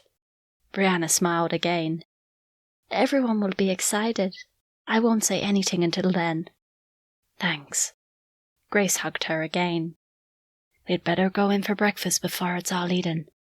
That man of yours is cooking something special, so I hear. Brianna giggled. Man of hers. She liked the sound of that. Chapter 14. With Caitlin acting as apprentice chef, Andrew had indeed prepared a special Christmas breakfast. French toast with mixed berries and whipped cream, pancakes with blueberry plum syrup, and the tastiest little quiches Brianna had ever eaten. She patted her stomach as she thought how much weight she might put on if Andrew kept cooking like this. After a very jolly breakfast and a quick clean-up, Danny gave a reminder about the service. Everyone, including Brendan, Sean, Ashlyn and Joel, and Alana, said they'd be there. After promising Alana she'd walk with her to the chapel, Brianna hung back in the kitchen and helped Andrew with the final clean-up. Andrew slipped his arms around her waist and gave her a slow kiss. I've been wanting to do that all morning. His breath was warm and sweet and filled her with longing. Have you had any sleep? She asked. No. He kissed her again. Too much on my mind. Brianna pulled back. Like telling your parents about Andy? How did you guess? She shrugged. That's got to be the biggest thing on your mind right now. So when are you going to tell them? His shoulders slumped. After church. I'm sure they'll be fine once they get over the initial shock. I hope so. He glanced at the clock on the wall. We'd best go, or we'll be late. I promised to walk with Alana. Save me a seat? The prospect of sitting beside him in church filled Brianna with joy and anticipation. If their relationship was to develop, God had to be their focus, and what better day to start than Christmas Day? Yes, but hurry, he said. A thrill of excitement raced through her when he lowered his head and brushed his lips over hers. Would she ever get used to this? I will. She gazed into his eyes for a moment longer before tearing herself from his arms. Brianna took the steps 2 at a time, praying that Alana hadn't changed her mind. She smiled to herself when she reached the room. Quinn was seated on Alana's bed, hair brushed, face wiped, and wearing the new set of clothes Ashlyn and Joel had given him for Christmas. Dark blue corduroy trousers and a hand-knitted red sweater. He looked adorable. And Alana had applied a little makeup. Amazing how much difference it made to her appearance. Brianna was pleased that Alana wanted to look her best for church. Not that it mattered. With the amount of snow they'd had, most likely it would only be family attending, as well as David, Rosemary, and Andrew. But the fact that she'd taken care with herself heartened Brianna. You look nice, Alana. She flashed a warm smile and then squatted in front of Quinn, getting down to his level. And you look so cute in those new clothes, little Quinny. His face beamed. Auntie Ash made them for me. She's a very clever auntie. He nodded as he inspected the trucks and tippers Ashlyn had knitted into each wristband. She'd obviously taken a great deal of care. Straightening, Brianna glanced in the mirror.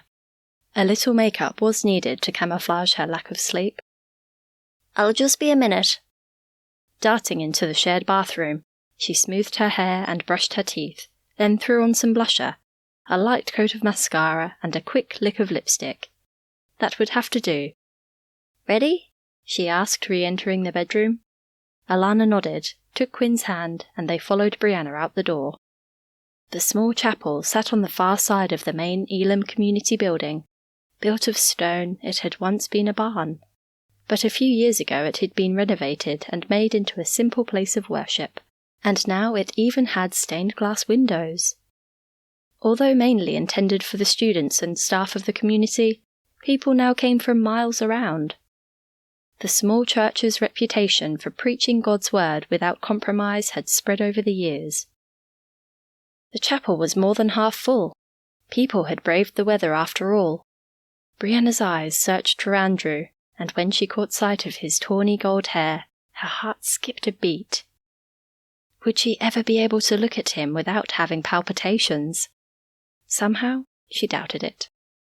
She ushered Alana and Quinn forward, directing them to the pew on the left, midway down the small chapel where Andrew sat with his parents. Alana motioned for her to sit beside Andrew, while she and Quinn took the spots nearest the aisle. When Andrew slipped his hand into hers, squeezing gently, a thrill raced up her spine. There had been many times when she'd looked at Danny and Lizzie and Grace and Ryan sitting close to each other in church, that she wondered what it was like to sit with someone special while worshipping God together. She was about to find out, but so far she liked it. Danny and Lizzie and the others had done a great job of decorating the chapel. A nativity scene, complete with a small makeshift barn, hay, cows, sheep, the 3 wise men, and the baby Jesus with Mary and Joseph, took pride of place at the front of the chapel. Dylan played Joy to the World on the piano, while Lizzie stood and turned the pages. Although he barely reached the pedals, he played brilliantly. The other children sat in the front pew, beside Grace, Ryan, and Danny. When Dylan finished playing, Danny stood and welcomed everyone, inviting the congregation to stand and sing the carol that expressed the joy of Christmas. Brianna glanced at Andrew and smiled before turning to Alana. She had picked Quinn up and placed him on her hip. Brianna leaned closer. "Are you okay?" Alana nodded, a small smile lifting the corners of her mouth. "Let me know if you'd like a break." "Thanks." Brianna inched closer to Andrew and began singing. The service was everything she had expected and more. Danny and Lizzie had a special gift when it came to running a service, and they had planned songs and a short activity just for the children in which they all played a part, even Quinn. Caleb and Caitlin's girls took turns reading the Bible verses, telling the story of Jesus' birth in the manger, and there was lots of singing. When Danny stood at the lectern to start the sermon, Brianna shifted in her seat, growing a little anxious. Normally she loved listening to Danny preach, but with Alana beside her, and Brendan, Sean, and the others not far away, she hoped he'd make it short and to the point. When he started by promising not to speak for long, Brianna breathed a sigh of relief and relaxed, but prayed silently that God would speak through him to everyone there. Danny had never formally trained as a preacher, but he spoke from the heart, and that, combined with his easygoing nature, meant that whenever he spoke, it was entertaining but meaningful, and God used him to touch people's hearts. Brianna prayed that today would be no different. "Christmas is just the best time of year, isn't it?" he began. "And this Christmas it's even better, having all my family here. To me, that's what the message of Christmas is all about. Connecting. God connecting with man. People connecting with people. Families connecting with each other. Love, acceptance, new beginnings. Hope. We can all do with that, especially hope. God sent his only Son, Jesus, to earth as a baby for just that reason, to give hope and a future to all those who believe." As Danny continued to speak, Alana brushed her damp face with the back of her hand. Brianna reached out, placing her hand gently against Alana's shoulder while sending up another prayer. God was touching Alana's heart, and Brianna couldn't have been happier. Danny finished his short sermon by asking everyone to bow their heads while he prayed. From the corner of her eye, Brianna noticed Alana sniffle as she closed her eyes. Brianna slipped an arm around her shoulders, pulling her close while Danny prayed. Fresh tears continued to slide down Alana's cheeks. When Danny finished praying and everyone rose to sing, "Hark, the herald angels sing," Brianna offered to take Quinn. The little boy clung to her while staring at his mother with his thumb in his mouth. As the carol ended, Brianna leaned closer to Andrew and whispered, "I'm going to stay here with Alana for a while, okay?" Their eyes held for a second, and she knew he understood. Nodding, Andrew held his arms out to Quinn. "Come with me?" The little boy quickly climbed across, wrapping his arms around Andrew's neck. Brianna smiled her thanks. "I'll catch you soon." For a moment, she thought Andrew might lean across and kiss her, but she was very relieved when he didn't. They hadn't formally told his parents they were dating yet, although she assumed they'd guessed. Andrew and his parents left the pew in the opposite direction, leaving her with Alana. Memories of Rosemary sitting with her not that long ago flashed through Brianna's mind. God's first touch on her life was such a precious time. Inexplicable, but real nonetheless. She sat quietly with her arm around Alana's shoulder, giving time for her sister to compose herself before saying anything. When Alana raised her head slightly, Brianna searched her eyes. "Are you all right, Alana?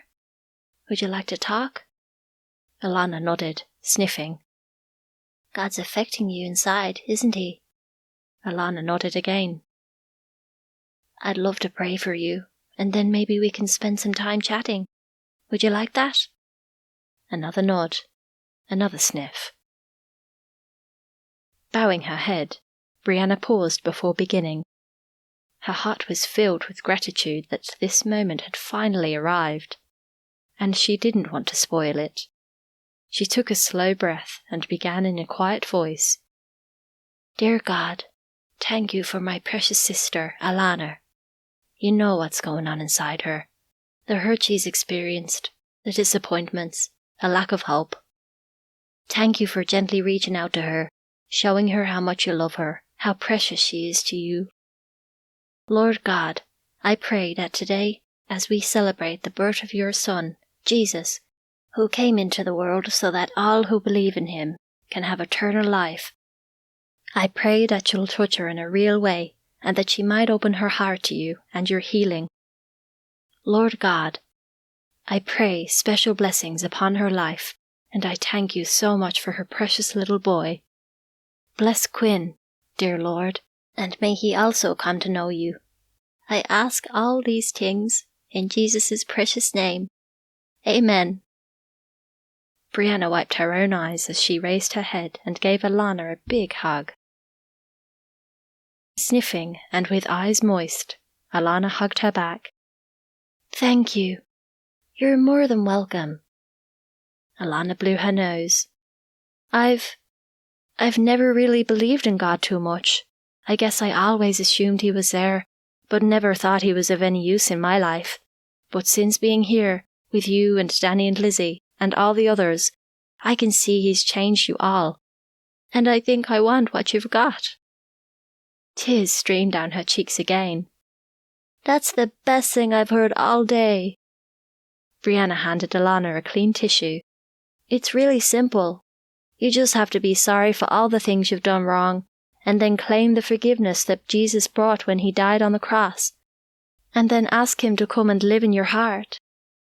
It sounds a bit mysterious, but Jesus, being perfect, took on the sins of the whole world when he died on the cross, so that anyone who believes can be made clean in God's sight and have new life. It's a lot to take in, and we can talk about it more, but that's basically it. It sounds great, but I think I need to understand a little better before I make a decision. That's perfectly fine. It's a big thing, and you shouldn't do it lightly. But having an open heart is the first step. That's all he asks of you, to open your heart and your mind, and he'll gently lead you to himself when you're ready. But let me tell you, when you do, it's like a whole new world opening up.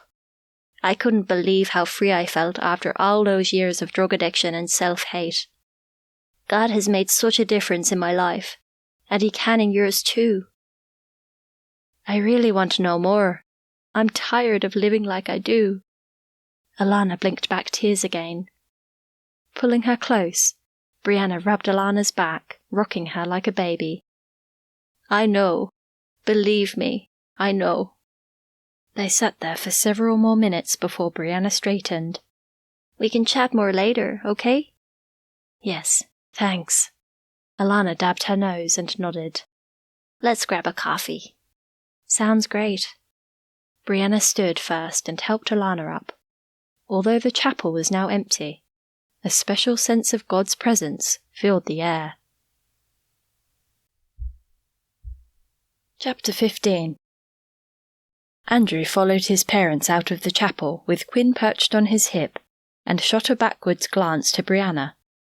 His heart was with her, but Alana would be more comfortable chatting with her sister alone. Besides, there was that talk with his parents. He walked behind them, gathering his courage. How would his parents take the news that they had an 11-year-old grandson? Would they be excited, as Brianna had suggested? Or would they be disappointed he'd fathered a child out of wedlock? Or maybe both? He guessed the latter. For years his mother had been at him to find a nice girl and settle down, and to give her some grandbabies. But Andy was no baby. He was almost a teen.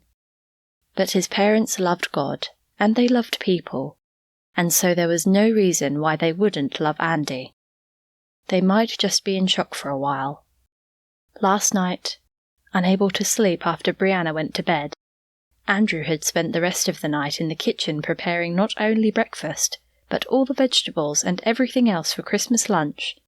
He'd told Caitlin earlier what still needed to be done in case he got held up, and while he diced carrots, potatoes, and pumpkin, he thought through what it would be like to be a father to Andy. A real father, not just a biological father. The prospect scared yet excited him. He not only thought, but he prayed, asking God for wisdom, not only with regard to Andy, but also with Brianna. Andrew hadn't been looking for an instant family, but it seemed highly likely that God had been planning it. Brianna would be the perfect mother for Andy, kind, caring, understanding and empathetic. She might not have had any experience with teenagers, but Andrew was sure she'd rise to the challenge. But was he only interested in her because he'd soon be responsible for a motherless child? The more he thought and prayed, the more he realized how much he already liked her. Dare he say it? Loved her? But could you love someone you've only just met? All these thoughts and more still ran around his head as he exited the chapel. And he almost bumped into his parents who'd stopped at the door and were putting on coats and scarves. Andrew pulled himself up, placed Quinn on the stone floor, and helped him into his little coat. Although the chapel was only a short distance from the main house, the day had dawned bitterly cold, and dark, heavy clouds filled the sky. The family had started scampering back to the house to freshen up before Christmas lunch, so as Andrew and his parents followed along behind, he cleared his throat. "Mum, Dad, can we have a chat?" His parents both slowed. "Sure, son, what's up?" "Let's grab a coffee when we get to the house and find somewhere to talk." "Is it about you and Brianna?" His mother sounded hopeful. "Kind of." "That sounds promising." Her eyes sparkled. Andrew gulped. "Yes, but wait until you hear the rest of it. I'll make some coffee and we can sit and talk. In the small drawing room?" "Sure. Sounds intriguing, son." His father angled his head, placing his hand lightly on Andrew's back. "Yes, well, let me make that coffee. Mum, can you take Quinn? Maybe see if he can play with the other children." "My pleasure." His mother flashed a smile and then bent down and took Quinn's hand. "I love the trucks on your sleeves, Quinn." Auntie Ash made them. Quinn pointed to his sleeves proudly. "She's a very clever auntie." Nodding, Quinn walked off happily with Rosemary. Andrew headed straight to the kitchen, poured 3 cups of coffee from the percolator Caitlin had ready, popped them on a tray, along with 3 generous slices of Christmas cake, and walked to the smaller drawing room where his father had already retreated. He stood with his back to the fire. Andrew placed the tray on the coffee table as his mother came into the room. His parents took a seat on the couch while he sat in a single armchair. "So, son, what is it you need to tell us?" His father leaned back and crossed his legs. Andrew picked up his coffee and took a slow sip before lifting his gaze, shifting it between his parents. "Do you remember a girl called Shelley I used to date?" His mother's brow puckered. "I'm not sure I do." Rosemary turned and looked at her husband, her head tilting in question. "Do you remember her, love?" Shaking his head, David leaned forward. "Anyway, son, what about her?" Andrew cleared his throat. "She contacted me recently." Adrenaline surged through his body like a locomotive. Best just to blurt it out and be done with it. "I have an 11-year-old son." His mother's jaw dropped, her eyes widening. "What do you mean, an 11-year-old son? How do you know he's yours?" "I thought you'd ask that. I've met him. That's how. He looks exactly like I did at that age, and I've also had a DNA test done." "So why did this? What did you say her name was?" his father asked, his brows pinching together. "Shelley. Her name's Shelley." "So why did this Shelley just tell you now? Does she want something from you?" His father sounded disbelieving, annoyed. Andrew's shoulders sagged. "Yes, she does." He stared into his coffee mug. Shelley's dying, and she wants me to take the boy. His heart beat fast as he studied his parents' reactions. Tears welled in his mother's eyes. Does the boy know his mother is dying? Andrew shook his head. Not yet, but I'm sure he knows something's wrong. How long does she have? His father asked, taking Rosemary's hand, his voice softening. Not long, maybe 2 months. Are you going to take him? Rosemary dabbed her eyes. Andrew swallowed hard. I'm not sure, but I think so. His father released a heavy sigh. We never expected his son, and it will take a while to sink in, but if he is your son, then you have to take him. I gather there is no one else lining up for him. No, she hooked up with someone else after we went our own ways, but it didn't last. What about her family? Rosemary asked. She hasn't had anything to do with them for years. Her parents are divorced and basically disowned her. Shelley is adamant she wants me to have him. His father narrowed his eyes.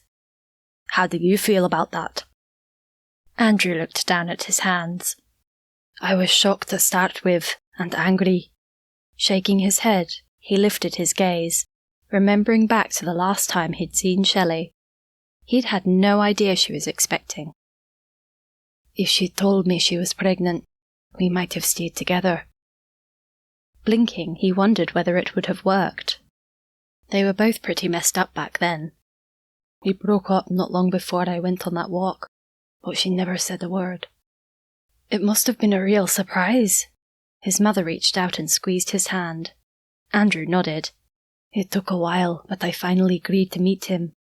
We met in a park, but Shelley didn't tell Andy, that's his name, that I was his dad. She just said I was a friend.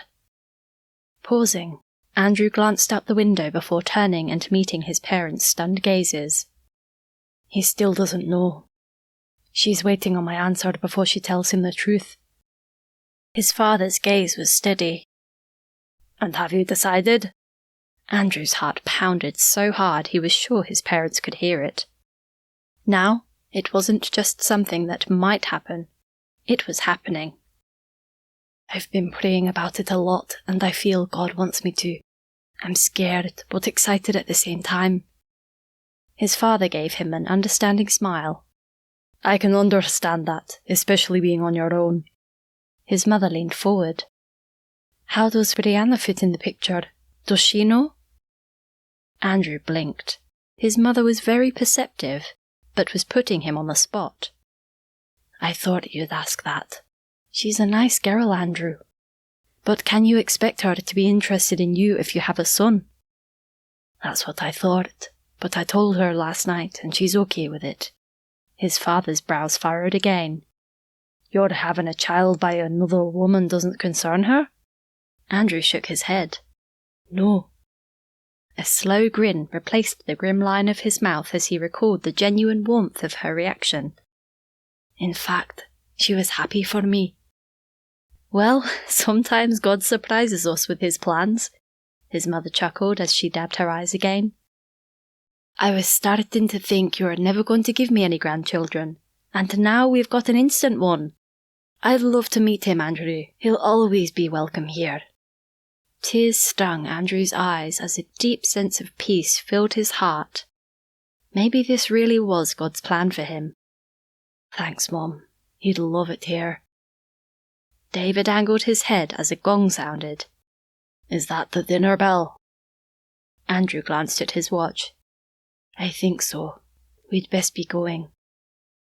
He stood and raked a trembling hand through his hair. I'm sorry I shocked you. I was sweating on telling you. We all have things in our lives that would surprise others, son. David eased himself up from the couch and then helped Rosemary up. You needn't have worried. He slipped his arm around her shoulder. This news has made your Mother's Day. It's the best Christmas present you could have given her. Andrew chuckled. That's what Brianna said you'd say. Brianna is a clever girl. His mother moved closer, her eyes shining. Let me give you a hug. Pulling Andrew close, Rosemary rubbed his back. You'll make a great father, Andrew. Coming from his mother, those words were music to his ears. Thanks, Mom. I appreciate your confidence. Come on, you two. I don't want to miss my Christmas lunch. David moved to the door, and as he opened it, a flash of red caught Andrew's eye. Brianna. Andrew hurried to the door and poked his head out to call her name. Brianna and Alana both paused and looked back down the hallway. Alana squeezed Brianna's hand and whispered something to her before stepping away and continuing on her way. As his gaze met Brianna's, his heart did a quick flip. Yes, he'd fallen for her big time. He smiled and extended his hand. What a second. Nodding, Brianna stepped towards him, her gaze shifting between his and his father's. Andrew slipped an arm around her shoulder and motioned for his father to go back into the room. Brianna, I've just told Mom and Dad about Andy and about us, and we're thrilled. His mother stepped forward and gave her a big hug, bringing tears to his eyes. Every minute that passed confirmed this was God's doing. Letting out a small laugh, Brianna winked at him as she returned his mother's hug. It's a weekend of surprises. It is indeed, Rosemary agreed. David headed to the door again. I truly like all this love and togetherness, but we're going to miss our Christmas lunch if we don't go now. The other three laughed, then they all headed for the dining room. As Lizzie listened to the happy chatter at the Christmas table, her thoughts drifted. What would life have been like had she married Matthew Carter instead of Daniel? Not for one moment did she regret marrying him. But Matthew had been her first love, and she'd been so looking forward to supporting his ministry as his wife. So much water under the bridge. But there had been a time when she thought she had made a mistake marrying Daniel, as had everyone else, given his alcoholism and abuse issues. However, God had brought them through that time, and now she couldn't imagine life without him. The chat they'd just had following the service made her realize that God had a sense of humor. Daniel had found her when everyone was filing out of the chapel, his eyes alight and full of excitement. Lizzie, love, wait up. I've got something I want to run past you. She'd stopped and angled her head. What? I think I know what God wants us to do. Her eyes widened. They'd been praying for his guidance, but until now, no clear direction had been forthcoming. Are you going to share? Yes. I think he wants me to be a preacher. Lizzie laughed. Preaching was a perfect job for Daniel. He loved talking, he was great with people, and he loved God. He was a born communicator. And God did have a sense of humour.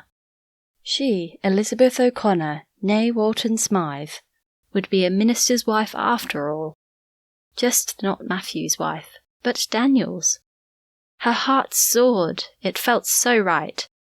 You'll make a wonderful preacher, Daniel. So, you're thinking Bible college? 4 years of study? Her brow lifted. I guess so. I haven't thought that far ahead, but if that's what it takes. There's a college near Mother and Father's. Maybe we could consider that one. Slipping his arm around her waist, Daniel gazed into her eyes. You'd like that, wouldn't you? Lizzie nodded. She loved Scotland and the ruggedness of the Highlands. She loved the people and the ministry they had here. But she missed her home, and her parents would love their grandchildren living near them. I think it would be perfect. Daniel leaned forward and kissed her. Let's pray about it, shall we? Yes, if that's where God wants us, I'm sure he'll show us the way. I love you, Liz. Thank you for standing by me when things were bad. I love you too, Daniel. God's been good to us. He has. Amazingly good. So, do we say anything? Not yet. Let's keep it our secret for now. But you're on board? Absolutely. You're a born preacher, and God will use you mightily. It feels so right. When Ryan stood and dinged his glass, Lizzie's thoughts returned to the present, when he announced that he and Grace were expecting a baby, and everyone clapped and laughed with elation. Lizzie was so glad she and Daniel had decided not to say anything about their idea just yet. Time enough for that once they were completely sure, although in her mind there was no doubt. Over the next few days, while everyone either relaxed indoors or ventured outside when the weather allowed, more news came out. Everyone was initially surprised to hear about Andrew's son, but he and Brianna looked so happy together, it was almost assumed they'd be an instant family before the year was out. When the time came for everyone to leave, they all agreed it had been the best Christmas ever, and they should do it again. Lizzie didn't say she and Daniel might not be here next Christmas, but the thought raced through her mind that they could have the O'Connor family Christmas at Wiveliscombe Manor, her parents' large manor home in the south of England. Wouldn't that be a turnaround? Chapter 16. Brianna stood in Lizzie's bedroom in the small cottage at the Elam community 3 months later. Lizzie and Grace fussed over her as they adjusted the beautiful lace bridal gown Grace had helped her choose after Andrew proposed less than 2 weeks after Christmas. She was marrying Andrew McKinnon today, and they were leaving in the morning for their honeymoon in Spain, and that Andy, their 11-year-old son, would be staying here with his new grandparents, Rosemarie and David, for a holiday in the Highlands. What a whirlwind it had been! The day Andrew told Andy he was his father was etched in Brianna's memory. Andrew had agreed to meet Shelley and Andy at the restaurant he was the executive chef. The day after he returned to Glasgow after the Christmas break, he'd booked a table with the best view of the city. Having made the decision and not wanting to waste any time, Shelley would break the news of her terminal condition to her son. Andrew had asked Brianna to join them, but she believed he needed to do it on his own. He was so nervous that morning. She had to tell him countless times to trust that it would be okay. God was with him and would give him the right words. Brianna promised to stay at her home and pray for them all. After Andrew left, and all afternoon, Brianna's thoughts and prayers were with them. She tried catching up on some paperwork for the centre to help pass the time, but her heart wasn't in it. Instead, she put on a thick coat and went for a walk, and as she walked, she prayed. Despite the chill of the day, she didn't feel cold. Her focus was totally on Andrew, Shelley, and Andy. She pictured how the conversation would go. Andrew's nervousness, and the shock and sorrow in Andy's eyes when he discovered his mother only had months to live. She also imagined his reaction when told that Andrew was his father. Her heart ached for the boy, but she knew God would wrap him in an invisible blanket of love, protecting his heart. Yes, he'd be sad about his mother, but Andrew was a good man, and would be a great father. He would see Andy through this difficult time. When Andrew returned to Brianna's semi-attached terraced home several hours later, she had just put the kettle on and was about to make a pot of tea. As she opened the door, she immediately knew God had answered their prayers. Andrew's eyes sparkled. She gave him a smile that came from her heart. So it went well?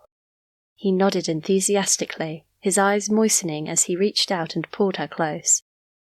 Andy said he'd already figured it out. Brianna couldn't help herself and chuckled. He sounds like one smart boy. Andrew pulled back and gazed into her eyes. He is. I'm so glad it went well. What about Shelley? How is she? Are you going to invite me in, or do we have to stand here for the neighbours to see? Brianna chuckled again as she glanced down the street. Sorry, come in. I was just making tea. Would you like a cup? Love one. She'd grabbed his hand and pulled him inside before closing the door. So, Shelley? He knew about her condition too. He'd seen her medication and guessed. And how is he handling it? Brianna asked as she poured steaming water into the teapot. Better than expected, but maybe he's putting on a tough front. Probably. She took 2 mugs from the shelf. I want you to meet him, Brianna. She had turned around and faced him. Isn't it too soon? Andrew had stepped towards her, rubbing her forearms with his, and gazed deeply into her eyes. I know we haven't known each other long, but I love you, Brianna. I love everything about you, and I want to spend my life with you. I just know it deep down that this is right, Brianna. Will you marry me?" Her palm had flown to her chest, where she felt her heart lurch. Never in a million years had she expected their relationship to accelerate so quickly, but she'd agreed. It seemed so right. Joy bubbled in her laugh as she'd nodded eagerly. "Yes, Andrew McKinnon, I'll marry you," she'd exclaimed. She gazed into his eyes, and as his arms encircled her, she'd buried her hands in his hair, lifted her face, and waited for his passionate kiss. Her knees weakened as his lips, warm and sweet, met hers.